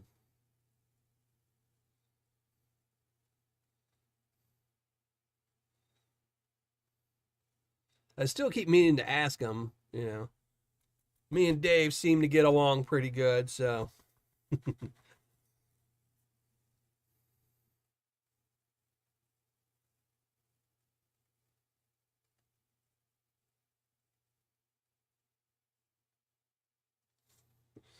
Give me 1 second. Hold on. Let me put this.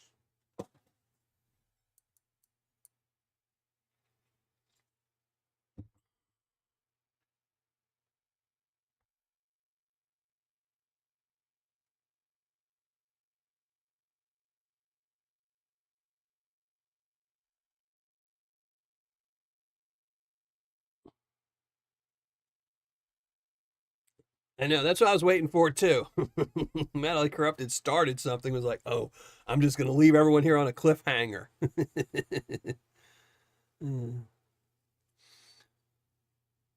I was just gonna ask you, Annie, when y'all gonna get some pay dirt? Need some pay dirt, Annie.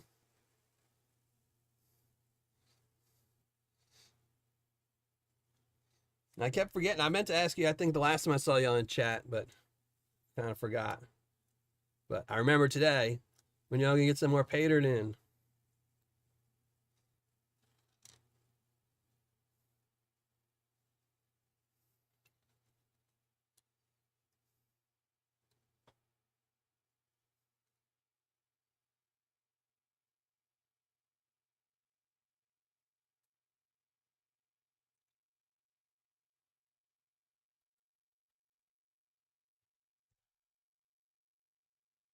Oh no, for his pay dirt? Yeah. I talked to Mike about that the other day, and he says he's got plans to start bringing in more pay dirt. I think he's just, he's got a full time job. Then he's got his gold business, and then he's got now his whatnot business and his pay dirt business. So I know he's just been really, really busy trying to get whatnot off the ground. Um, and you got to think every time he does whatnot, that's 2 hours, 3 hours out of his day just doing that. So, but I did talk to him, and he does have some pay dirts coming out. I think he's got one coming out in July, maybe two. Um, you know, he's just a man that's always hustling, you know. But he did tell me he's got plans to bring back a lot of his 1 grams back in stock. He just has to get the dirt because he's got the gold, but he needs to just if he wants Aussie pay dirt, he's got to go out to Australia and get the dirt. If he wants you know the falls, he's got to go get the dirt from the falls and stuff like that. So he told me he's just out of dirt. That's not the gold the problem.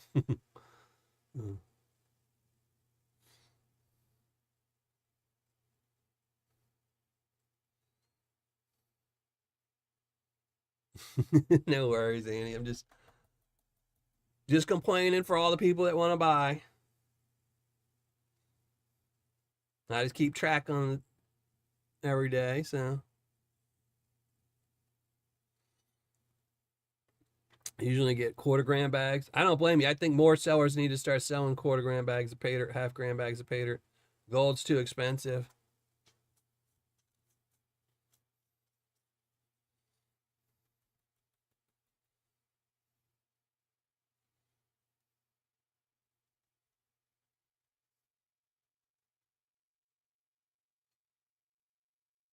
And I bet you that 12-year-old kid didn't get to keep it either. One of his parents called dibs on that.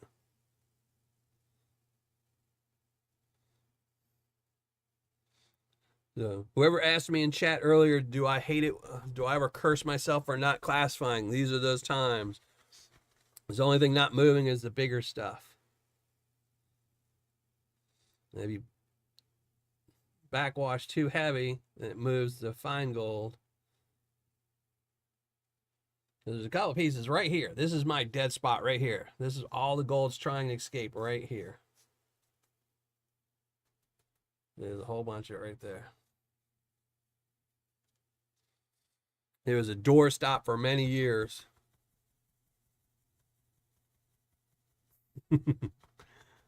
Dirty Nugget Prospecting, how's it going? Thank you for joining the show.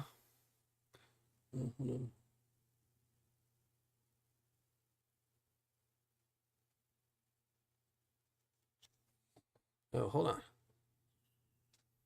I missed some stuff in chat.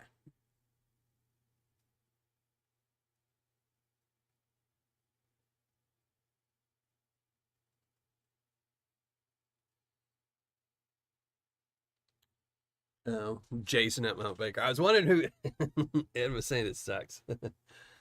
Yeah. Yeah, buy some rocks with no gold in it. I like his channel. But he's just selling stuff that he doesn't want to.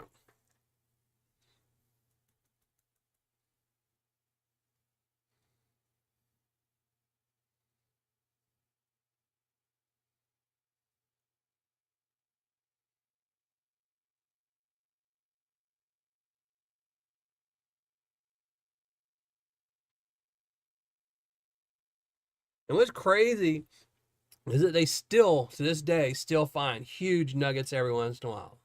Most of them are in Australia, but it's crazy that you know, Mike did his video with Vendetta where the guy in Arizona found those two huge nuggets. That's just crazy that you just go metal detecting and foot underneath the dirt is some change your life gold.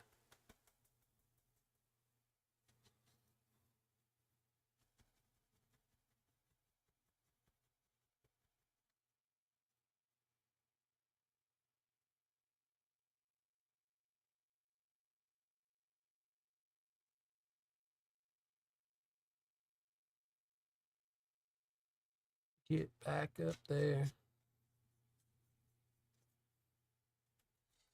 We're getting there. You can't really see the gold because all these bigger rocks are still being a pain.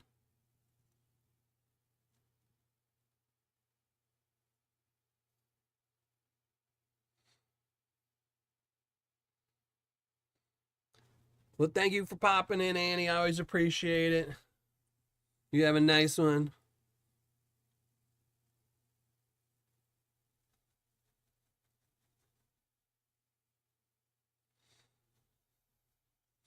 And Annie Stevens is with Bear Prospecting. You can just look them up on Facebook, Bear Prospecting or bearprospecting.com.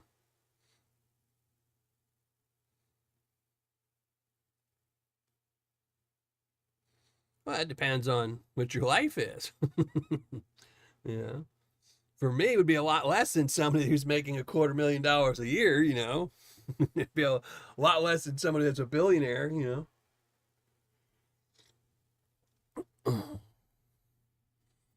But even, I mean, finding a $250,000 nugget just somewhere, it's life changing. It pays off your house note, then that's a huge life difference if now all of a sudden you don't have to pay a house note ever again. You get all that money to every single, I mean, if you think about it, if your house is worth $250,000, your house note's $2,200, $2,500, you pay that off. That's a vacation every single month to go somewhere, You got that hobby you've been saying, oh man, I wish I could go, gold panning every single weekend. Well, now you can because you don't need to work those extra hours to pay for the house note. So my doorstop is called Dirty Laundry. Mine is called my cat. Let's just sit in front of a door.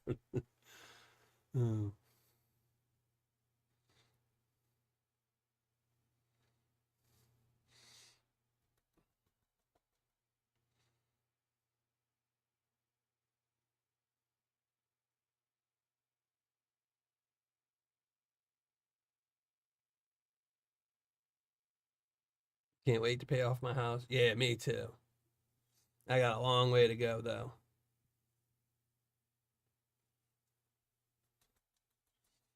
Yeah.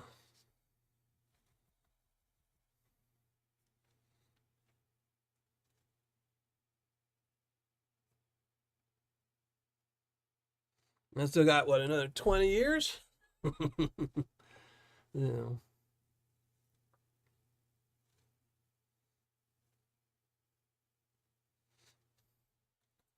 But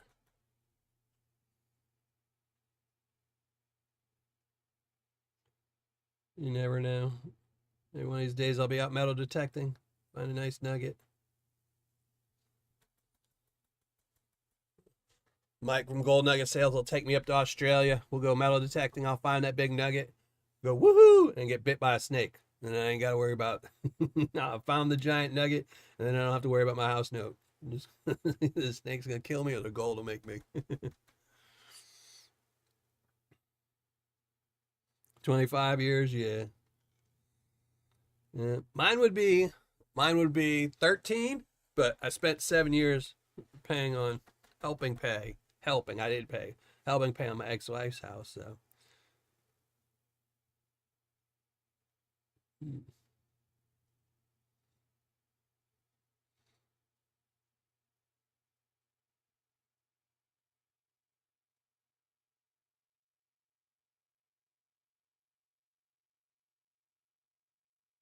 Yeah, I've seen that HD that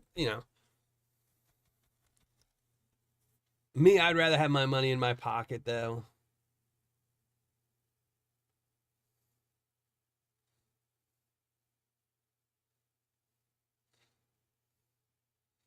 It really is going to depend on if the on the housing market too. So one more sub, and I got triple eights. Hey, if anyone isn't already subscribed to Mentally Corrupted, click on his channel. Go to his channel, YouTube. Open another tab. If one of my mods wants to drop a link to Mentally Corrupted's channel, somebody go subscribe. Get him to 888. You know. I know there's somebody in chat that is not subscribed to Mentally Corrupted, so go subscribe to him. It's free, doesn't cost you anything.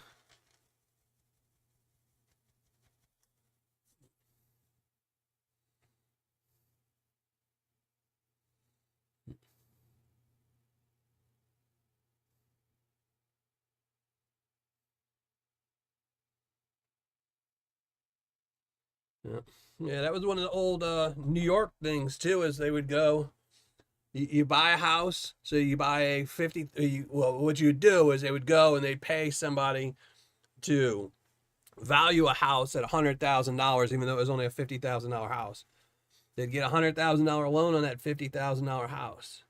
Then they'd get another person to come in and say the house after you renovated it was now worth $250,000, even though it was only worth $100,000 after the renovations. And then they'd take out a huge loan, so they got the 50 grand on it that they shouldn't have in the first place. Then they put in maybe 10 grand into it. Then they did out another $100,000 escrow, second mortgage on it. Then they just file bankruptcy, foreclose, whatever. They just stopped paying on it, you know. They just made 150 grand on it, so.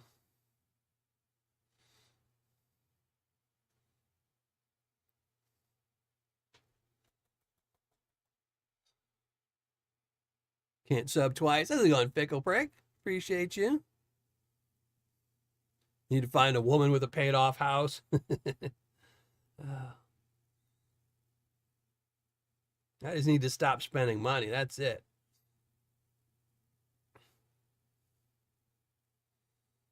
You know, if I didn't have bills, it wouldn't matter. Yeah.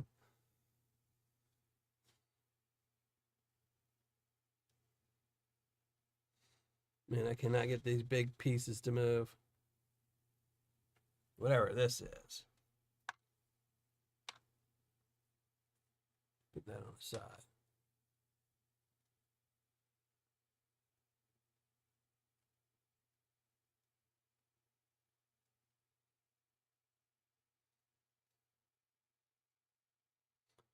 Well, I appreciate you just hanging out, Fickle.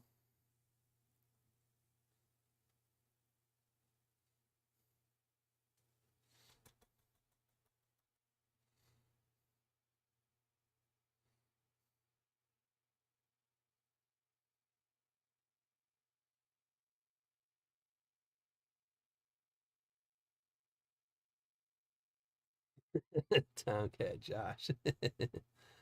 Oh.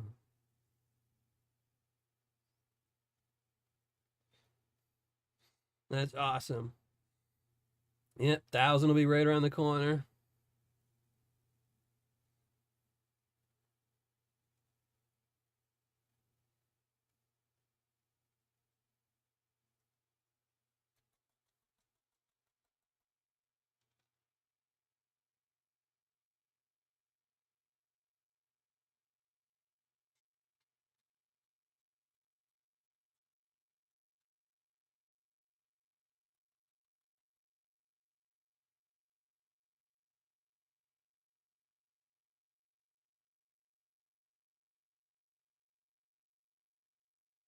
Awesome, Mark. 6 more months. Congratulations, brother.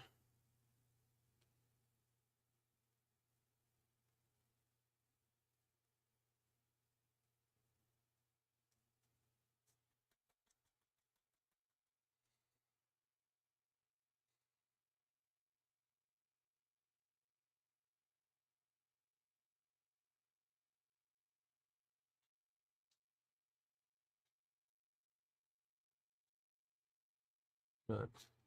Yeah, but I want to have my house paid off before I pass for my kids, just because my house is right next to, 3 blocks away from a private college, a very expensive college. So the rents around here keep going up and up and up. And they're kind of landlocked, so they bought some property up to build some more dorms, but they paid a huge pretty penny for those dorms. So the rents around here are pretty good. But if you're, if you get an inheritance, if somebody leaves your house, if it's not paid off, they typically just sell it because they don't want to deal with it. But if it's just a rental at that point, then, just extra income for them.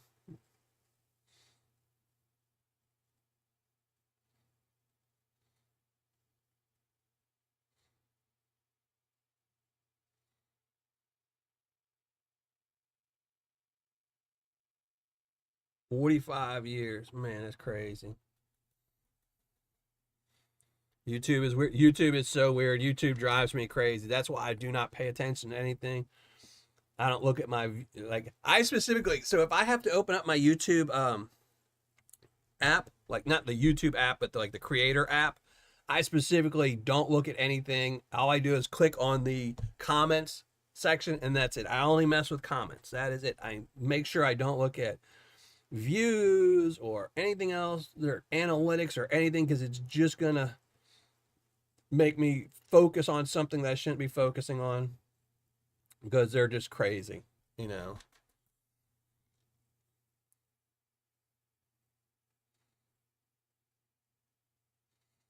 I mean, you never know what they're going to promote, not promote, when they're going to pay you on, videos and not pay you on videos. So,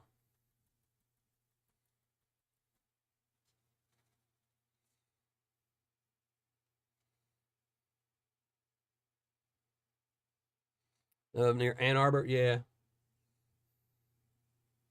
Yeah, my house has doubled in value in the last 5 years. So I bought my house 5 years ago, and it's almost, not yet, it's almost doubled in value in just the last 5 years. So, I mean, I would probably have to put a little bit of work into it. Like if I'm here another 5 years, I'll probably have to put a new roof on it in 5 years. So, mm.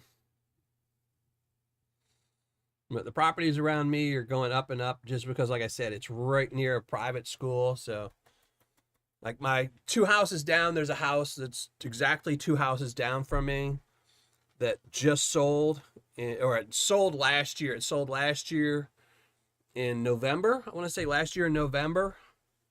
And, it was to somebody that goes to college here. They're just, parents buy them the house, and they'll live in it once they graduate and stuff like that. Because it's just so much cheaper to buy than rent nowadays. Because the rents around here are more than if she pay what she pays for the house. And another house just went up for sale around the corner last month and sold. Exact same house, because these are all like same model houses, and it just sold for 30,000 more, or no, 20,000 more than she paid for her house in November. So, and identical, everything identical, is probably in a little bit worse shape. So, prices around here are just crazy.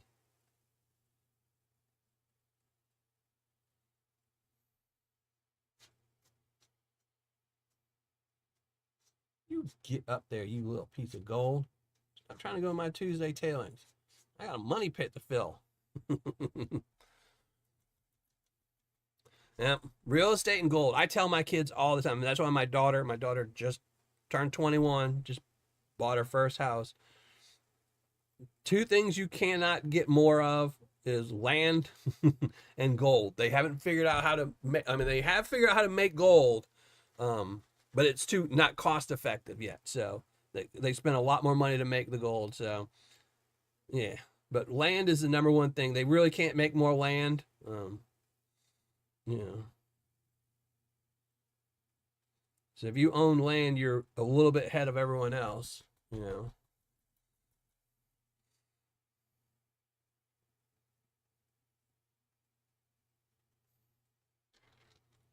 all these rollers.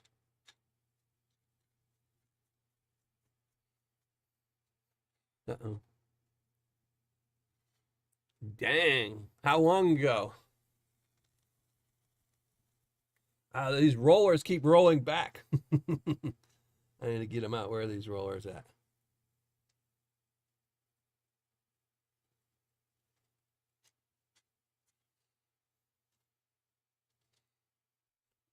And see, I got lucky too, is because when I bought my house during COVID. So my APR is really, really low. Not the lowest, but because that's why it's funny. My mortgage company, they call me, email me, send me letters once a week. They want me so bad to refinance my house. I'm like, no, I'm not refinancing my house. Y'all must be crazy. I'm not doubling my APR. I'm waiting for Trump to start firing some people. As soon as he does and he gets that APR back down super, super low, so him and all the other billionaires can buy everything up, I'm going to refinance my house then and not until then. So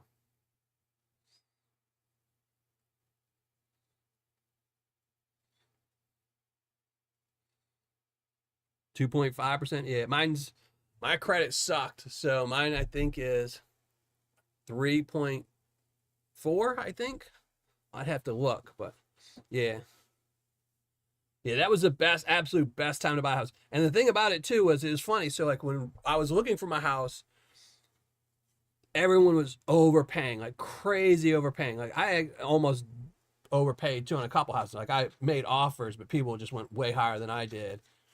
And it was crazy. If a house was going up for 100,000, it was closing at 130, 140,000. And I even told my realtor, I was like, I'm not paying more. I'm like, if they list a house, whatever they listed for, that's what I'm going to pay. I'm like, I'm not paying extra. I'm like, this is not eBay. I'm like, I am not bidding. No. And I managed to get this house. And the reason I managed to get this house is because when the realtor put it up, they put it up on a Friday night at like 9 o'clock at night. They put it up on a Friday night with no pictures, not a single picture. And they said, pictures coming Monday. And I was like, I knew this neighborhood because I'd looked at a house in this neighborhood. And I said, I know that neighborhood's a good neighborhood. So I just like, well, let me Google the house. Because I knew this is a renter's neighborhood.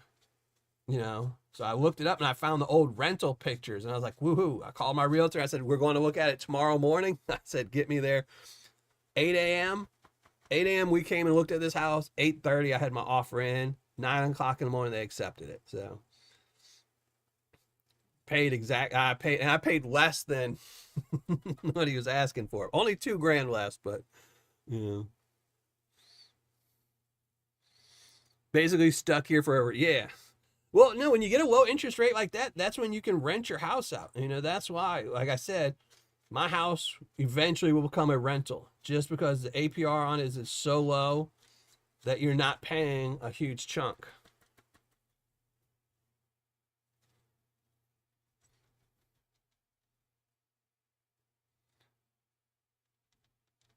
Is J Dog here?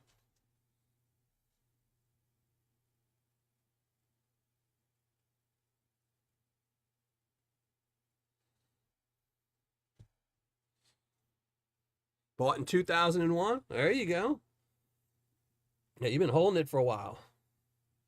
Well, that's good. You definitely, you know, very, very rarely, except for, during, the bust, it's pretty hard to lose money on property. I mean, it can be done, but it's usually because you overpay, which was the whole housing bust was because everyone was paying, which is funny. I lived in California during that time too. That's when I lived in California. And I remember that's when houses were going for 3 to 4 times what they were really worth, but they were loaning people the money. And I remember me and my wife at the time almost bought a house. We almost bought a house there. We were like, oh, but then luckily her parents wanted to move to Indiana. So we didn't. We were like, well, why buy a house here? If they're moving to Indiana, we'll probably want to go near them. Otherwise I'd have been stuck with one of those houses that, dropping in value.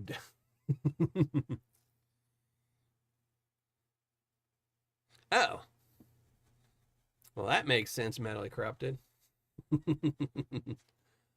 Everyone's got so many names. I have, what is it? There's one person, oh, who is it? He was in chat last week, but every single week, I think it's every 2 weeks, he changes his YouTube name. And he makes videos. I'm like, why do you keep changing your name? But every time he comes and joins chat, and he doesn't tell you he's changed his name in chat. And every week, every time I see him, he doesn't come in. He probably comes in the show like once a month. And every single month, he's got a different name. And he'll just start talking. And I'm like, why do I know this? How am I supposed to, like, he'll continue a conversation like you had, like, from the month before. I'm like, what? And y'all do know I'm 57 years old. I cannot remember 2 names.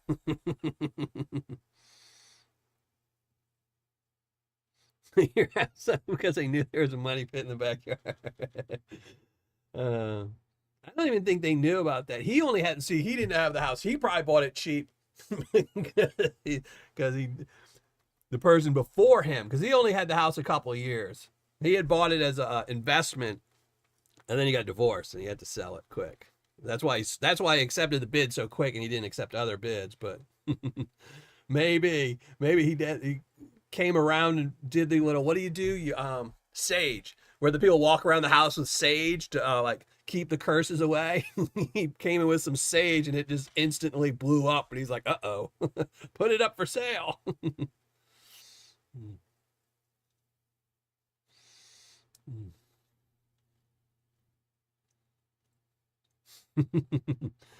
Maybe. Oh no. I just dump a piece of gold in here.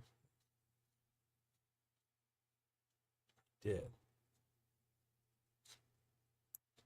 All right.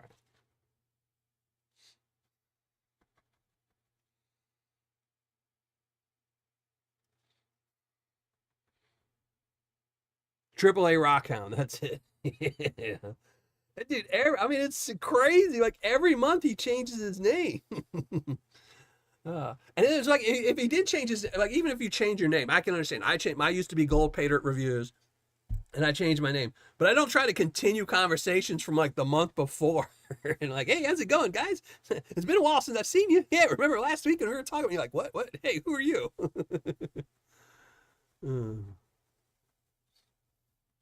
Drop this. Yeah, I mean, I only changed mine because somebody else essentially took my name. So I was like, dude, I don't want 2 of us the same YouTube name.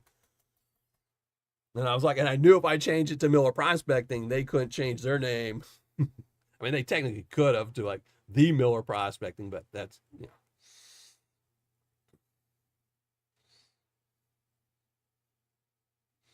And plus, one day, when my kids are all gone, and then my house is for rent, I will be out prospecting instead of Paydirt Reviews. So,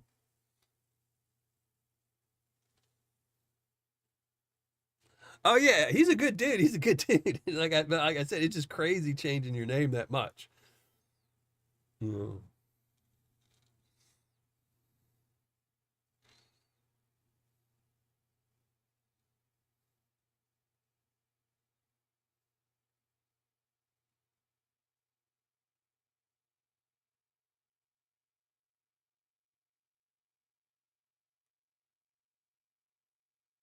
Oh yeah, he was here last week,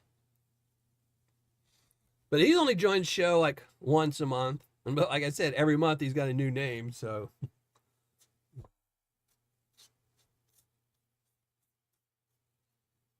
and it's usually, and the funny part is, it's usually I don't even realize who he is until after the show. Like last week after the show, he was. So I was like, YouTube, not YouTube, Nightbot sends me my like the little list of how busy chat was and stuff like that at the end of the show. And he was the busiest person in chat last week. And I was like, oh, really? And I'm like, and I was just like, who is this? I do not recognize that name. I know he was busy chatting and stuff like that. And, you know, I was responding to him. I was like, who is it? And so then I looked him up and I was like, oh my gosh. Like he changed his name again.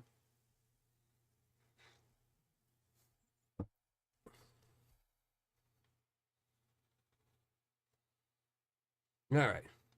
We're getting there. This is taking forever, but we're getting there.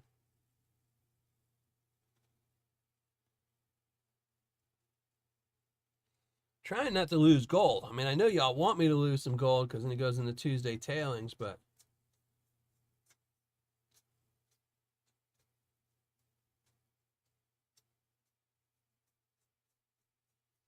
I will say none of this gold looks too dark, except for some of the bigger pieces, you know, like the nugget. It's got some staining on it, but the smaller gold, not too bad, which is good. Because this stuff is being a pain as it is.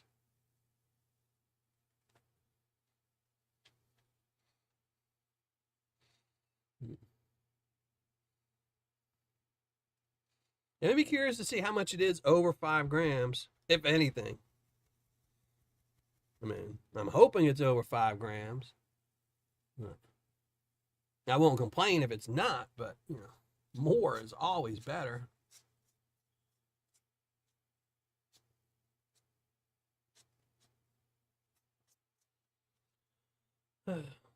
But it's getting there. It's getting to your smile. I'll be really curious to see how much the nugget weighs. Should I weigh up the nugget? So then we can figure out, everyone can start guessing here. Let me weigh up the nugget real quick.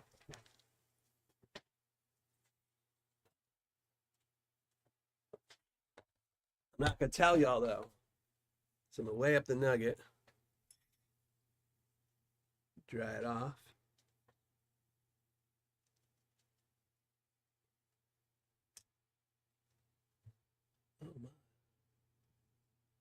Oh. All right, so I weighed up the nugget. So let's see. Everyone can start guessing on the nugget. Let's see. You don't win anything. Maybe if somebody gets it spot on, maybe I will. Maybe I will give somebody. Let me weigh it again so I can remember. You won't win the nugget, but.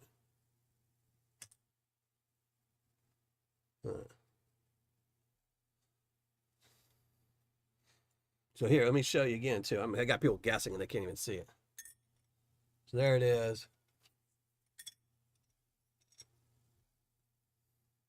I love Allison. I love Allison. Well, her and her Paydirt, her videos, everything. So,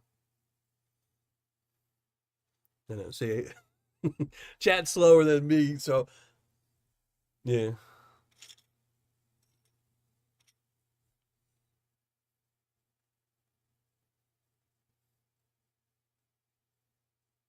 So the first person to guess within 1/10 of a gram, I will send you a little bit of Miller Prospecting gold. So.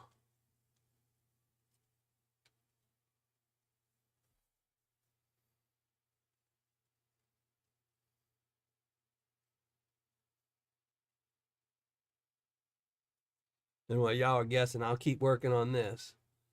And then I'll tell you how much, because then you can start guessing on this. See how much this is.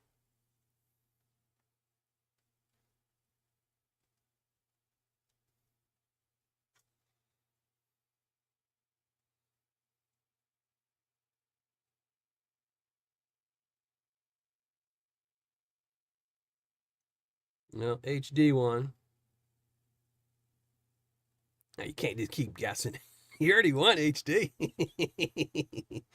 HD won with his first guess. He didn't even need to cheat. And he's still cheating.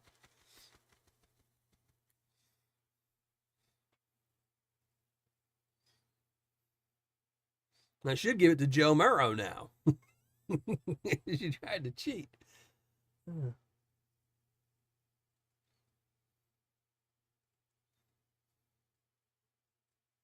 If it's not 420, you don't want it.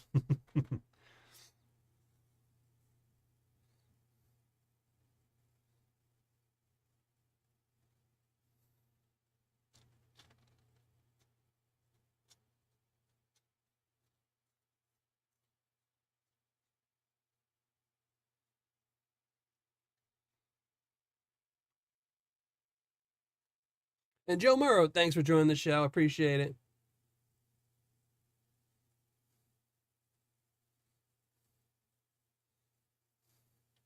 Here you go. Hold on. Let me open up chat.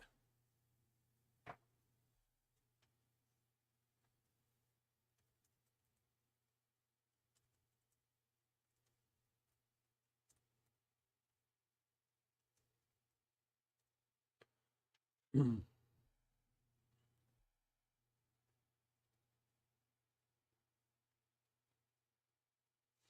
But Joe, email me because even though HD tried to cheat you, I'm gonna send you one too. So you and HD are both winners. Y'all both guessed right around it. Here, let me weigh it up again, and I'll tell y'all.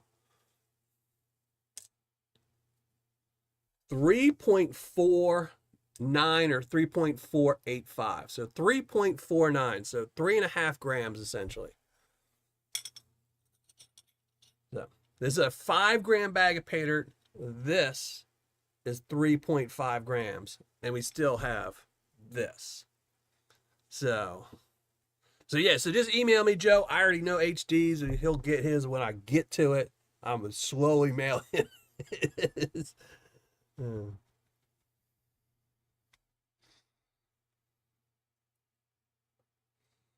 So, but now everyone can guess on how much is in here. But you're not gonna win anything. This is just you only get one guess. Don't flood it. I'll have Nightbot start banning people.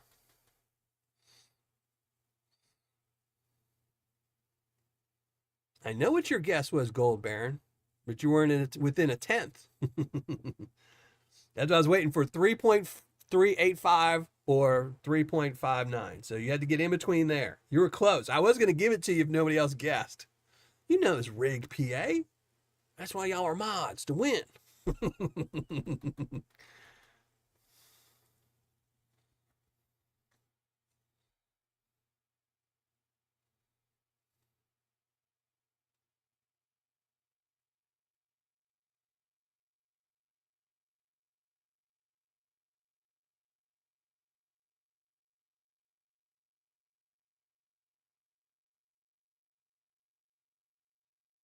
So now we're just going to guess for fun on this because I had two prizes, but since one's going to Ed, the other one's going to Joe.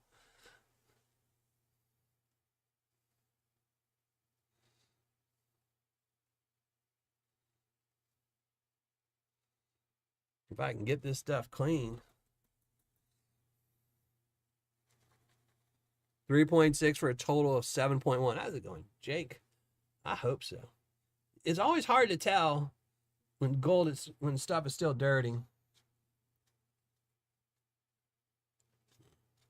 See, this is a little piece. Where's my tweezers? See, this is a little piece. It's the dirty piece. One side's black. Looks like nothing. The other side's gold. These are the crafty little pieces that'll get you from Yukon Alley. Top side is gold. You can see it. Bottom side is just black. Those are the pieces.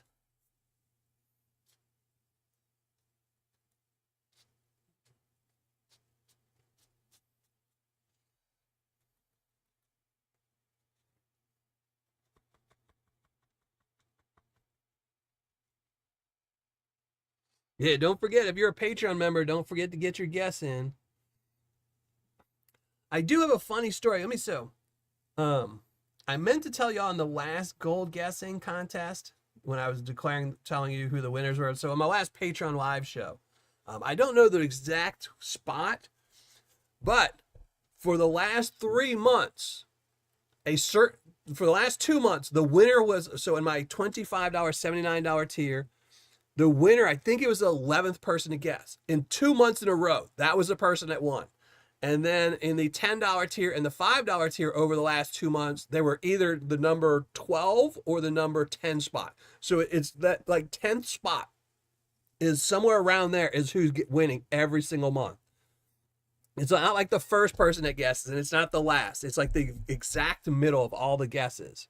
Because it's crazy. Because I was like, when I was doing this last spreadsheet, I was like, it already had first place. And I was like, what? Because I hadn't deleted it off from the month before. I just cover them. And I was like, oh, what did I mess up? And I had to go through it again. And I was like, oh my. I'm like, it's the same spot. If somebody figures this out, they're just going to wait. Okay, wait, 9, 10. Okay, place my guess now. I'm guaranteed to win. Mm-hmm.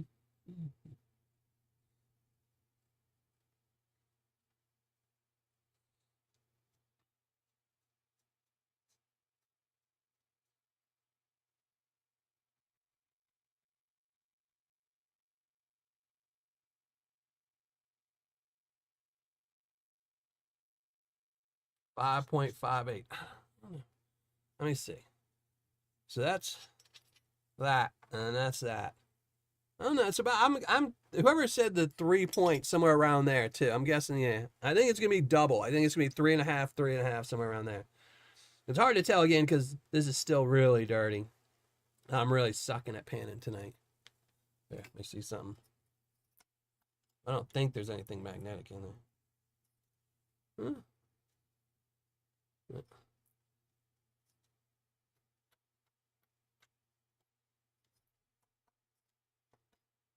Huh.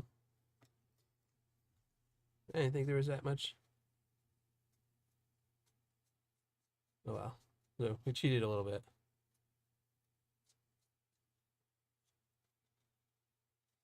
I was hoping some of that big stuff would be magnetic, because I can't get it to move.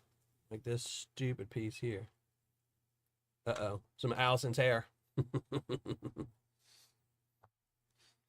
Hey, Buck. And again, thank you for reminding me, Brad. But I don't, Brad, did your video come out? I know you don't like to post in chat, but just say yes or no. If you haven't yet, Brad Lacey is supposed to have a video coming out today, where it's a fundraiser, where you can, buy some spots, win some Paydirt, help out a good cause. So make sure you go check out if the video is out and you let me know, I will try and get one of my mods to drop the link to the video. So you can help out somebody, so it'll benefit, and you can win some Paydirt. I have 2 half-gram bags of Paydirt. There's some other sellers of some Paydirt as well.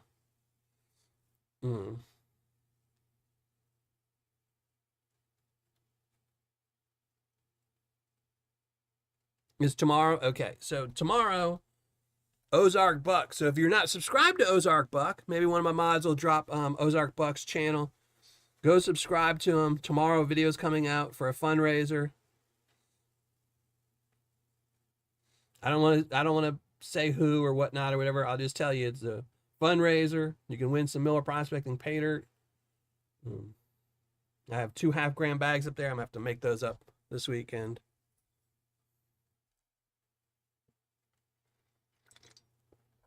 And then also, Ortiz just dropped my hidden video link. If you haven't already, make sure you go over there, leave a comment in the hidden video, so you can win a prize tonight. So it's either going to be a gold-plated dime or a Miller Prospecting card with a little bit of Miller Prospecting gold on it.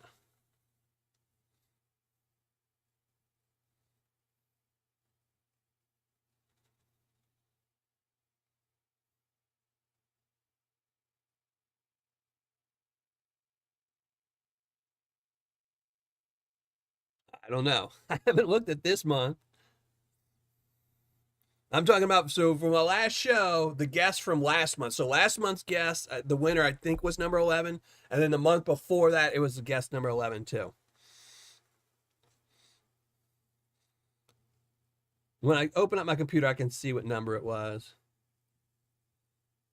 And I'm pretty sure it was a $25.79 tier. But it was just weird on like how it's just like in the same spot.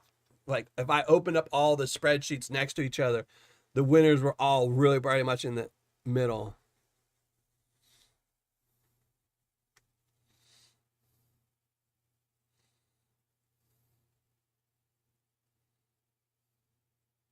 Thank you very much, Weezen. I appreciate that. So if you are not already, go subscribe to Ozark Buck. It costs absolutely nothing. He will send you a bill in the mail for $1, though. You just don't have to pay it, and you still get to be subscribed to him.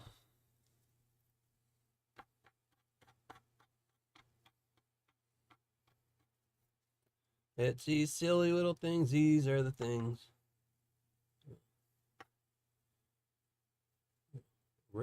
Lead. Doesn't want to move.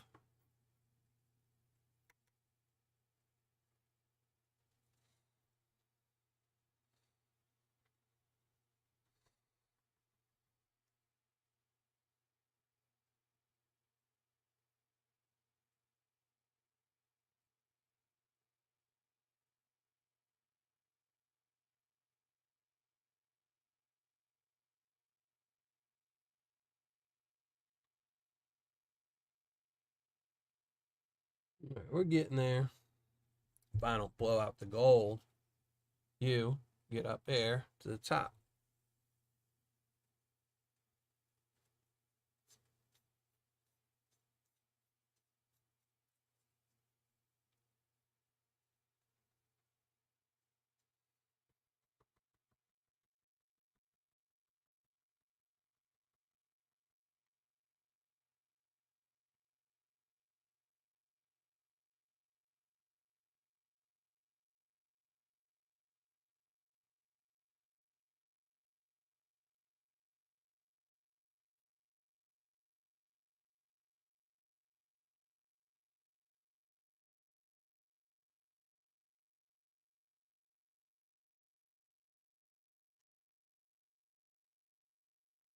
So, but I'll be curious. We will have to see if Culver did win that next month. So I think the next live show, the next Patreon live show is actually, I think, on the 1st. So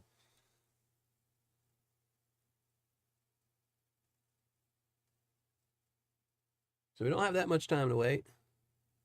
Which means I need to get my Paydirt. I need to make the Paydirt soon. Is the sound out? No, huh? No. I might not have just been talking. I usually try to stay talking constantly because you can't really hear anything with this. And YouTube doesn't allow me to play music, so I can't play music. So I think I just stopped talking for a moment, Brad. 2 weeks from today? Yeah. Seems like I just did one.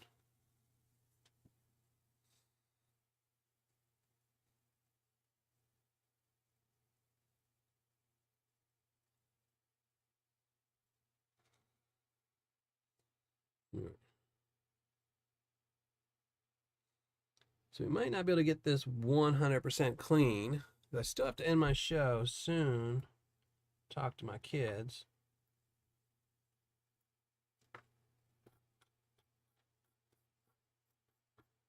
The thing is, half this stuff, even though it looks dirty, is actually gold. Gold. Not gold. Not gold.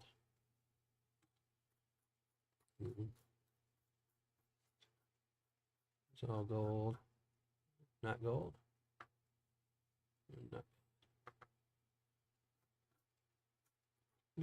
That's what happens when you don't classify. I don't think this would have mattered, all this tiny stuff. See, all these pieces are just flat panes. So there we go. So let's get rid of the last of this fine stuff.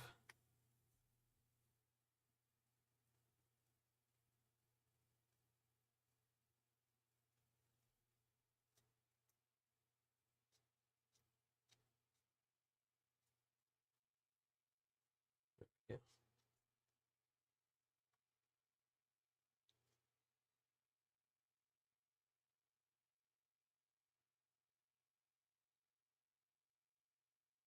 Just you? Yeah. It was like, you've heard enough of Miller prospecting. Shut that sound off. All right. We're just going to scoop this up, weigh it up, see what we got. And again, this is not going to be a typical Yukon Alley 5-gram bag. She threw some extra cons in there for me. So I will, after the show, I'll come back down here later tonight and go through it again and double clean it and make sure there's nothing funky wonky in it that shouldn't be in there, shouldn't be weighed. And then post that on Patreon, you know. But trying to make sure just the fine gold. If I can get the fine black sands out, I'm happy, because the bigger stuff I could pick out later and reweigh it.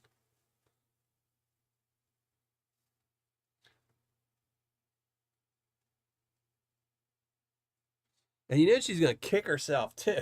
I think half the time I talk to Allison, she's kicking herself for how much gold she puts in the Paydirt with these supercons that she adds.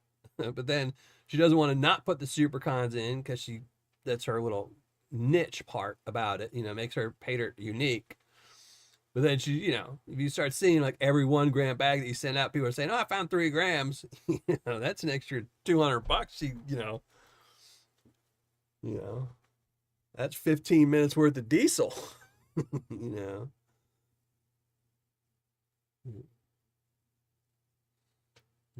But all right, let me scoop all this up out of here. Weigh it up. There it is. Let me get bigger pieces out and find my board so I can weigh it, so y'all can see the weight.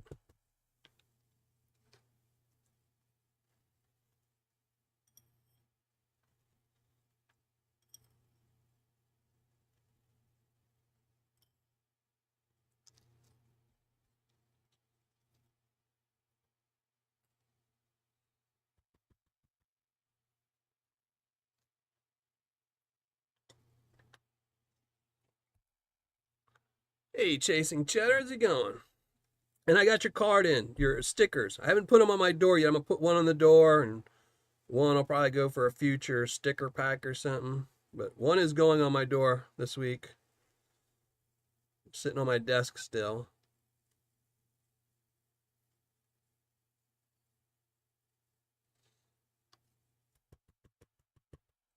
But yes, Allison's Yukon Alley's Paydirt is my absolute favorite Paydirt. Because I think it's the closest thing to what everyone hunts for. Is those bags of Paydirt where, you're going to find that extra bit that they didn't know about, because she's putting in those super cons that she doesn't know about.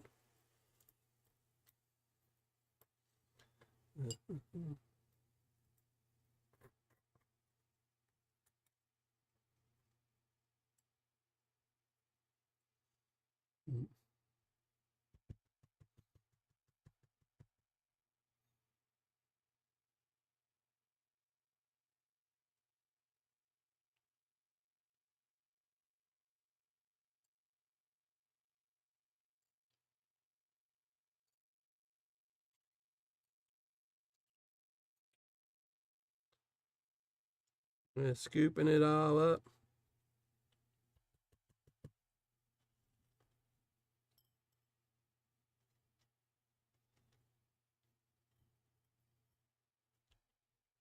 Wheezing won something? Uh-oh.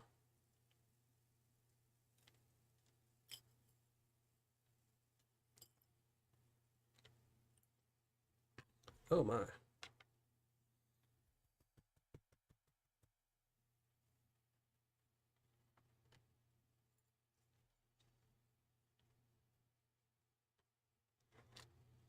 All right. That's done. Let's dry this off.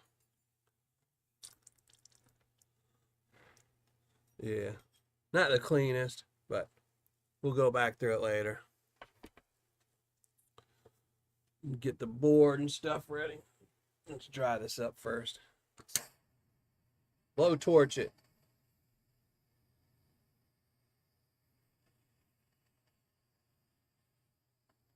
I just had to buy a new blowtorch because my other one went freaked out.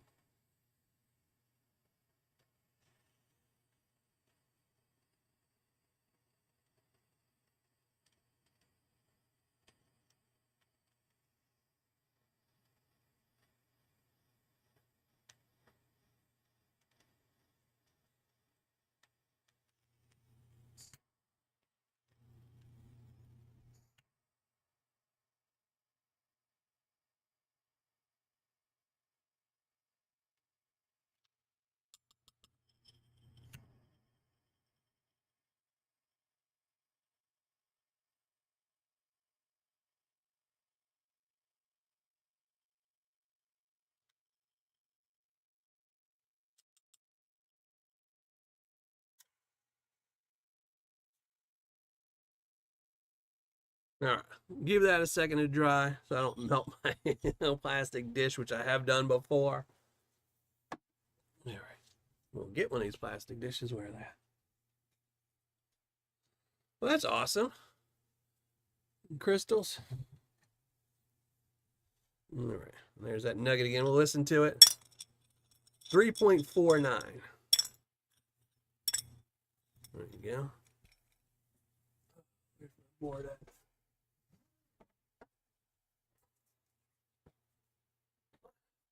Cutting board. Or gold only cutting board. There you go. Let me see. I can't see my camera. I can't see if it's. Yep, too far. There we go. There we go. And chat's not blocking it, huh? No, okay.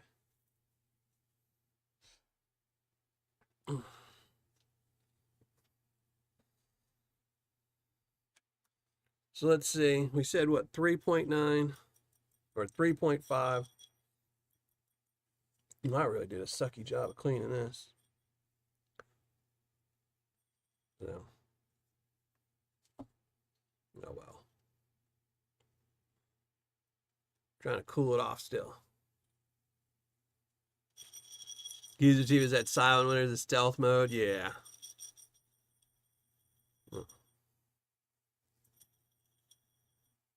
Trying to cool it off with my hand.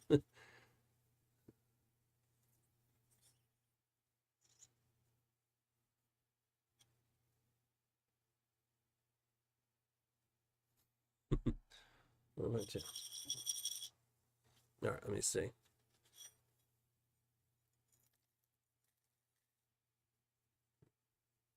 All right.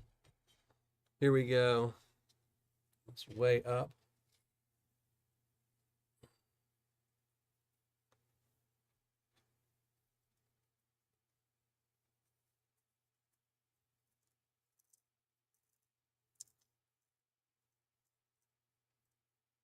Yeah. Good little bit.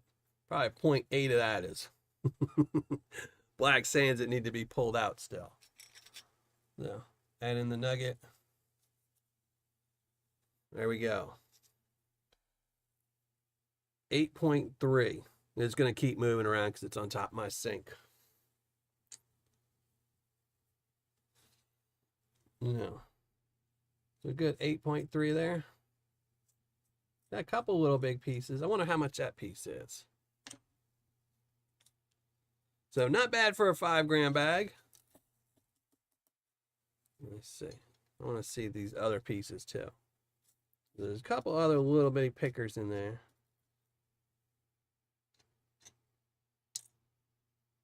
.465. Almost a nugget. You almost a little nugget. So just the chunkies.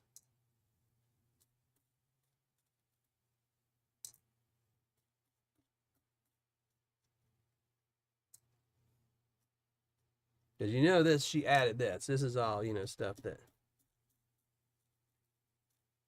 Just the chunkies. There we go. That's all the chunkies. So 1 gram in chunkies. And then that. So most of, that's most of the 5-grammer right there. And then the rest of it was all the little stuff. But all right, that means it's ugly mug time. Let's put this somewhere so you can see it. Let me put it in the gold pan.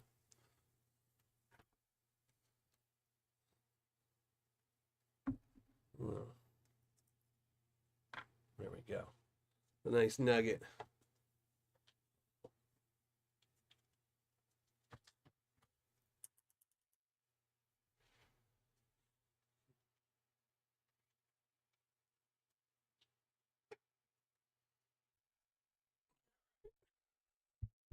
Move everything back. Well, that was nice. That was a good bag. I did not expect that. So, oh, extra 3 grams there. That'll buy me a lot of dirt. Maybe you'll get that bag in your mug. It makes, yeah. Yeah. All right, let's shrink down the ugly mug. I mean, the panning cam. So you can see the ugly mug. There you go. It's making the nugget look red because of the green. The camera is picking up the green outside of the pan too. So big old nugget there. Let me put, where's my dime at? Put the dime next to it too. Can't complain about that. That's a nice sized nugget. It's funny, like I think I was talking to Ed about this one day. As when I buy these bags of Paydirt, they're specifically I buy them for my Patreon, so I can, I have to make X number of bags of Paydirt every single month for Patreon. And when I get a nugget like that, it's like I can't put that. If I'm giving somebody a bag of Paydirt with 0.6 in it, I can't cut that up and say, okay, that'll make 5 bags. Yeah. Yeah. You were close, Crash. Yeah, I would see. Like I said in the beginning, I thought I was going to be closer to 5.5. I know her concentrates are good, but you just never know because some of her concentrates, you could put in 5 scoops and those concentrates would be nothing. But I really didn't expect that. I will have to clean it up and reweigh it. Now I'm gonna make sure I get a really good count on it. Probably won't be told. So tomorrow morning when I'm doing my daily ROI, I will post the actual total amount of gold on this. Because Allison did say she wanted to know exactly how much it was so she can complain about putting too much in there. So GS prospecting, how's it going, brother? How's that pupper doing?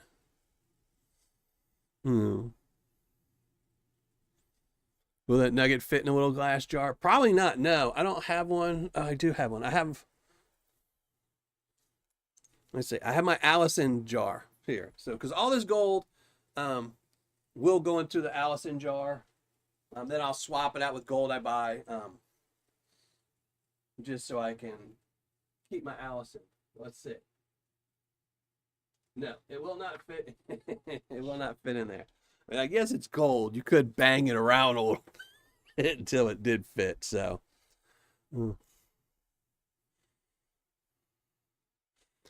I was one of the unlucky ones and didn't get great concentrates. Yeah, it's kind of a gamble. That's why you don't hear everyone saying it. How many times have we been in chat where someone will say, "Oh yeah, I love Yukon Alley," but they don't tell you they found like 2 grams or 3 grams. It's just every once in a while. It's just black sands. It's just the black sands that she has. She gets a big old pan of them and she'll scoop out a tablespoon and dump it in. That tablespoon might have 0, another tablespoon. So far, like I said, the record I've heard is somebody got a little bit over 3 grams. I think it was 3.2 out of a 1 gram. So that means a tablespoon had 2 grams in it. And then, you figure out of every 10 that does it, because I had told Allison before that I thought what she should do is, take those tablespoons, because she has a lot, she's got a bucket full of stuff, is take a tablespoon, just take 1 tablespoon, put it in a small bag of Paydirt, sell it for $20. The shipping will be cheap because it's only going to be, an ounce of material. You could probably put it in a little baggie and put it in an envelope. And, in just an envelope and put a dollar stamp on it and ship it to people for $20. Some people will get a gram of gold out of there. Someone might get 2 grams. 9 out of 10, you're going to get, a flake or 2. But for $20, to me, that's worth a gamble, I think I've averaged about 1 to 1.5 grams bonus each 5 grams. That's not bad. I wouldn't complain about that. So, like I said, this was not a typical 5 gram bag. She knew it was going to be, so she added a couple extra tablespoons to it. So, I don't want to go through my chat to look it up, but I think she said 5 extra tablespoons. So.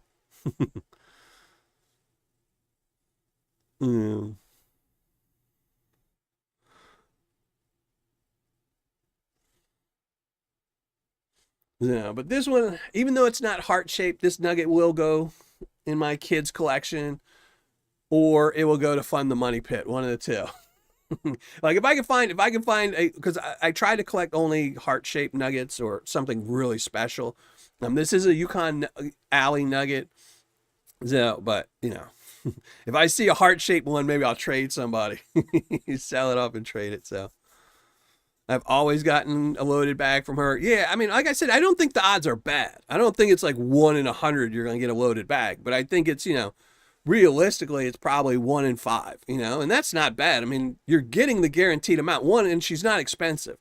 This isn't a 70% ROI bag of Paydirt, I know for a while, I don't know if he's still doing it, but Clash, I know for a while when you were buying his bags of Paydirt, that's what his little catch was. He was saying, I add a little bit extra to every 10th bag of Paydirt, but if you're still only getting a 70% ROI, and there's some others, RJ's Paydirt, you get his bags of Paydirt, some of them have the bonus bags and stuff like that. But at Yukon Alley, I think you're averaging, even with their kind of expensive shipping nowadays, I think you're still averaging like an 80% ROI with her bags of Paydirt, 80 to 85%. So you're getting a great ROI. And then if you happen to be that 1/5 person that gets the bonus stuff, then you're getting, a 250% ROI. So worth the gamble, says the man who doesn't like bonus bags. Because it's not a bonus bag. These are worth the gamble because they're not a bonus bag. A bonus bag like RJ. So RJ's Paydirt, and I like RJ. I think he's a good seller. I think he has good Paydirt. I don't like his bonus bag Paydirts. But with RJ's, for example, RJ does a bag of Paydirt where he's bonus bags. Well, he would charge $50, but you're only getting $10 worth of gold. So the other $40 is going towards the bonus bag. So I don't like bonus bags like that where you're getting a 25% ROI. I don't want to get a 25% ROI on the hopes that I might get a 500% ROI. Because like I said, I think the last time RJ did a bonus bag one is I think it had like 100 entries. So 99 people were getting a 25% ROI just so one person could get a 1,000% ROI. So this isn't a bonus bag system. This is just a bonus system. There's a big difference between the two. This one, everybody's getting an 85% ROI, and then some are just getting extra. So I think I shouldn't call them, I shouldn't call what RJ does a bonus system. It's more of a hunt. I think those are more of like a raffle or a lottery type bag. So, because they're more lottery, you're just paying to get a chance to win something. And if you don't win, you're getting nothing. It's just like with a lottery ticket. You buy a lottery ticket for $5, if you don't win anything, you got nothing. You got a piece of paper that's worthless. But if you win, you make a little bit of money. So they're more of lottery bags, I guess. Yeah, her pay, like I said before in the very beginning of the show, Yukon Alley is my absolute favorite Paydirt. If I could have only one bag of Paydirt for the rest of my life, or one bag sent to me every single week, and that's what I was going to be paying, it'd be Yukon Alley's Paydirt. I love that the gold has iron staining in it. I like the chance that you can get these extra little bits because she puts that tablespoon of heavies in there that might not have any gold, but they might have, because then it's more like what people originally started. It's what gold and Paydirt has thrived off of. Gold and Paydirt, the reason they're so popular is because in their description, they convince you that you could buy a bag of Paydirt for $39 and maybe you'll find $80 worth of gold. With Yukon Alley, you can buy a 1 gram bag of Paydirt from her for $120 and walk out of there with $240 worth of gold. Where you could say, hey, I could sell that bag, buy another one from her, put it on my shelf, and still break even. So Yukon Alley is my absolute favorite. Number 2 would be a really hard one. I got, Gold Baron, Culver Paydirt, Gold Nugget Sales, Vendetta. I love Vendetta. I mean, you can see on my shelf of wonder over here. Well, now you can't because my the gold is over there, but we'll move this over to here for right now. But you can see I've got, 4 or 5 bags of Vendetta. I think I've got like 6 or 7 bags of, Vendetta and Gold Nugget Sales here. An entire shelf that is nothing but Vendetta and Gold Nugget Sales, and everybody else made it over here. So I have some favorites. They're just still going to be number 2 compared to Yukon Alley. So luckily for them, Yukon Alley only sells 2 weeks out of the year, so I never get to just flood my YouTube with nothing but reviews from her. This week, let's try Yukon Alley again.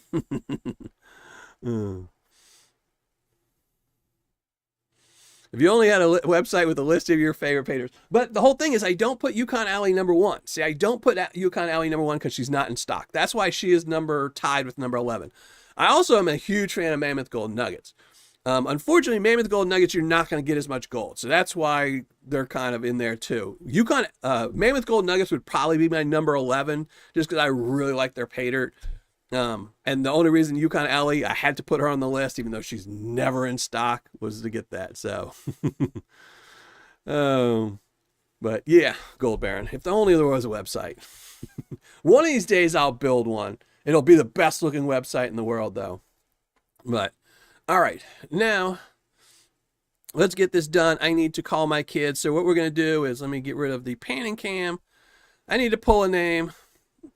Let me go make sure everything is set up really quick. All the comments are going through, and I'm going to pull a name real quick. So if you haven't already, it's too late to get the hidden comment. Because I am running really late. Sort, published, held. Let's see. All right, everything has gone through. No, we didn't want to do that. We just want to copy the link. All right, we're just going to copy the link. And here we go. So we're going to shrink down the ugly mug. We're going to go to the absolute best looking website in the whole wide world, MillerProspecting.com. There we go. The best website ever with a top 10 recommended sellers.